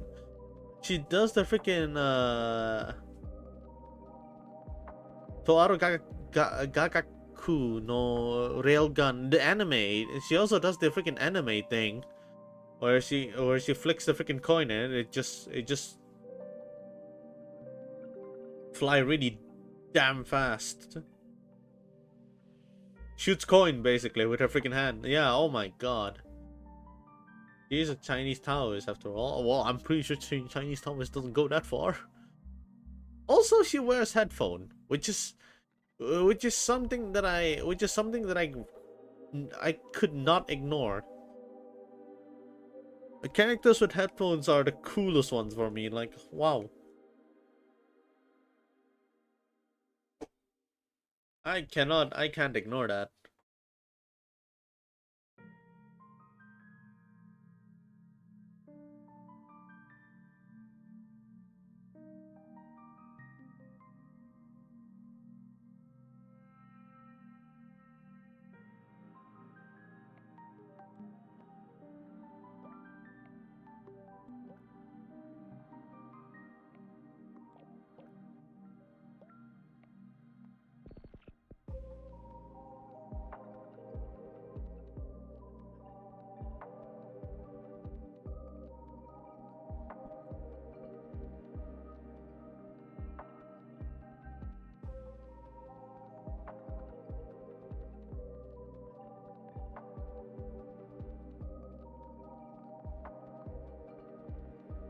She's a post star, you can S6 her? Oh hell yeah.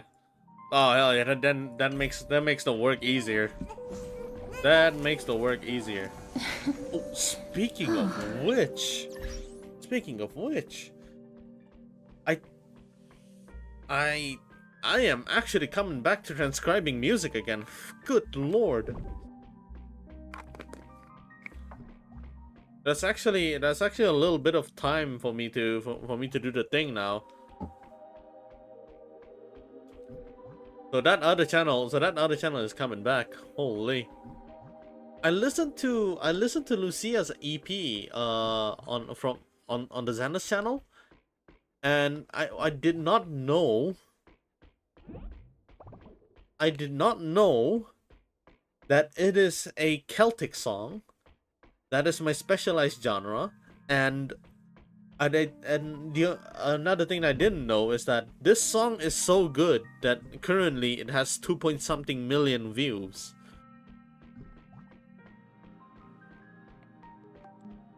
I actively ignored it because I wasn't interested, and then all of a sudden the YouTube autoplay goes like, "Hey, Listen to this. And then it plays that song. Well, I can't fucking run away now. I didn't know Lucia's music is like that.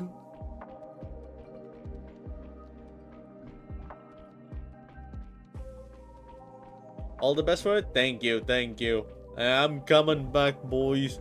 The not cry music is not safe. The Zenless music is not safe. Star Rail, I have no comments. Star Rail is too much.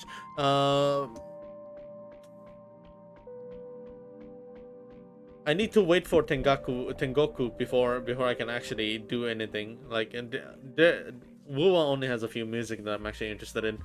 Okay, anyways, it's almost 1 a.m. I think it's time to. Will you try doing Night Abyss? Is it out now?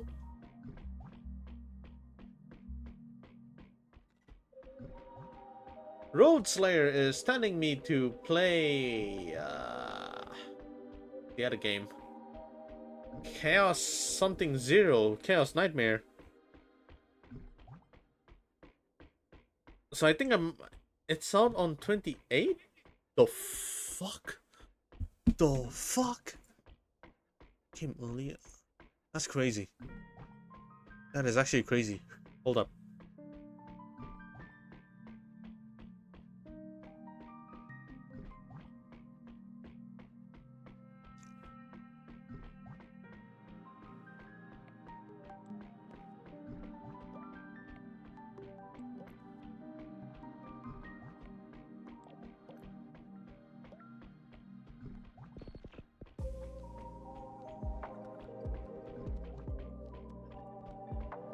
Fuck it. Yeah. I'll try. 30 gigs on PC. Oh, it's not that bad. I like how they closely have some of the Genshin assets. They even have Phoebe character design.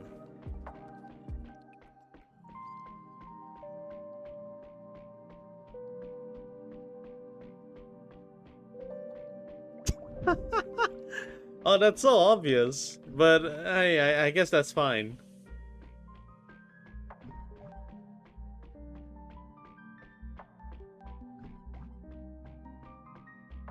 You can get the skins if you want. They put the skins in gacha, by the way. So the character is gonna be free. Oh, that's nice. Hold up, hold up. I'm looking at the trailer. So we have the gun usage from Dragon Nest. We have the character playing the samurai thing, but he's making a face that turns him into a freaking echo. Oh, there's Hassan. Okay, nice. Jellyfish. Overwatch. A Chibi Augusta. Fucking Phoebe. Yeah, okay.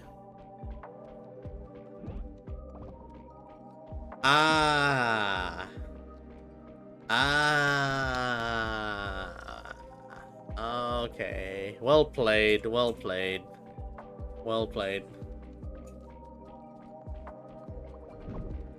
Alright, I see where this is going. So they're playing around the skin. So it looks like the characters from other games. So basically they're pulling off a Tekken. Yeah, so basically they're pulling off a Tekken. Interesting. They're pulling off a Tekken customization, character customization. So any of the character design that you make actually looks like certain characters. All right, okay. I'll take it. That's actually cool.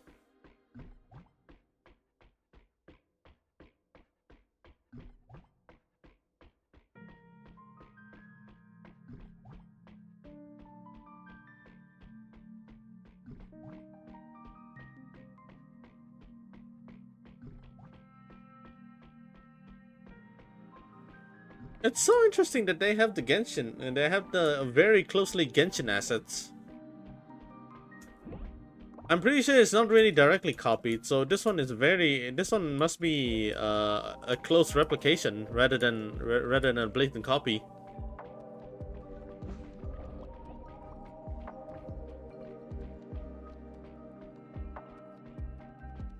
That's nice. Okay, so Chaos Nightmare and also Divinite Abyss. That should be the two games that I'm gonna be trying. Okay. I'll try it on my phone since my laptop doesn't have the graphics card required to run. I hope my phone survives. Or it heats up and start in WUWA. I mean, if it survives WUWA, it should survive Divinite Abyss. Because the graphic doesn't look like it's doesn't look demanding, unless you play Silver Palace, for example. If you play Silver Palace, you're so fucked. You're so damn cooked. I don't even know if I'm able to play that game.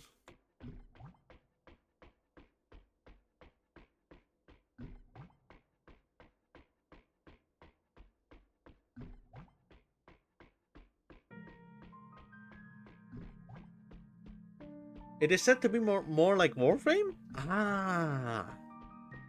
I see. So it's just anime Warframe. Good, okay. I don't play Warframe, so I guess that's gonna be my closest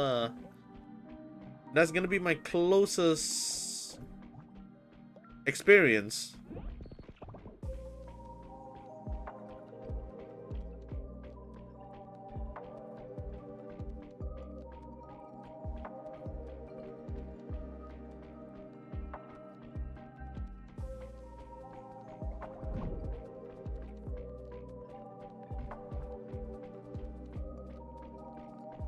I hope Silver Palace pass. I like the design. One character can use multiple type of weapons. Okay. You get all the characters for free. That means you can actually have a really good, really wide variety of things to try out. So that's good. That's good. It's flexible, in other words.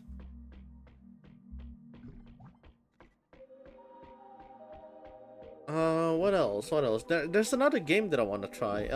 Which one was it again? What was the name? The one that is like one game with 700 different game mechanics. What was it? What was the name? The one where you can free roam too. What is it again? Ananta?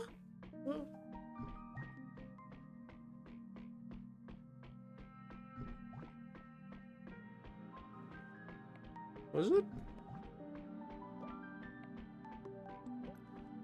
Yeah, it is an Anta. Anime GTA, yeah, Ananta. Ananta, I'm gonna try it out as well. But I heard the game is... but I heard because of the amount of features in the game, right? It's gonna be ridiculously heavy. So far, I learned that there's already around like 250 something gigs worth of data.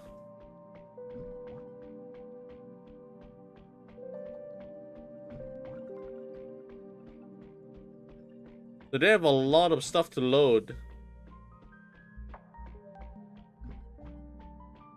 But skins are paid? It'll do. I mean, it's fine. People complain. It's like people complaining about the Sireni bow. It's only there for cosmetics. You can pay however you can pay when you want, but it's not gonna be pay to win.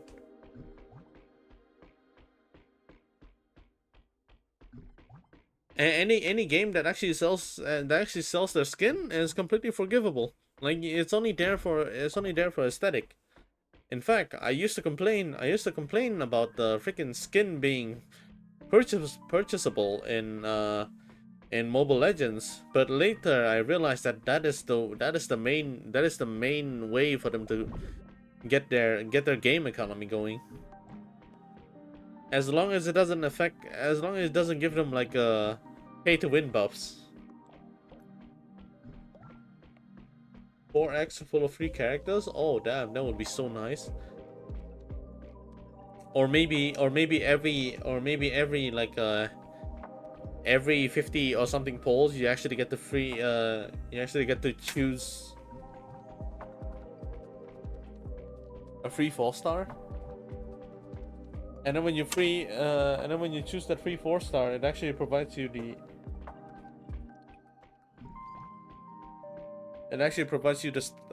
the character on the next first poll. That is assuming if they still want the freaking polling system to retain, then I can take it. I can completely take it. I can accept this anytime. Okay.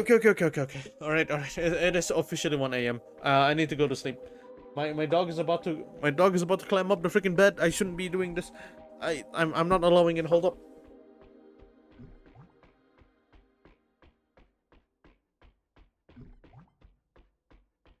Oh.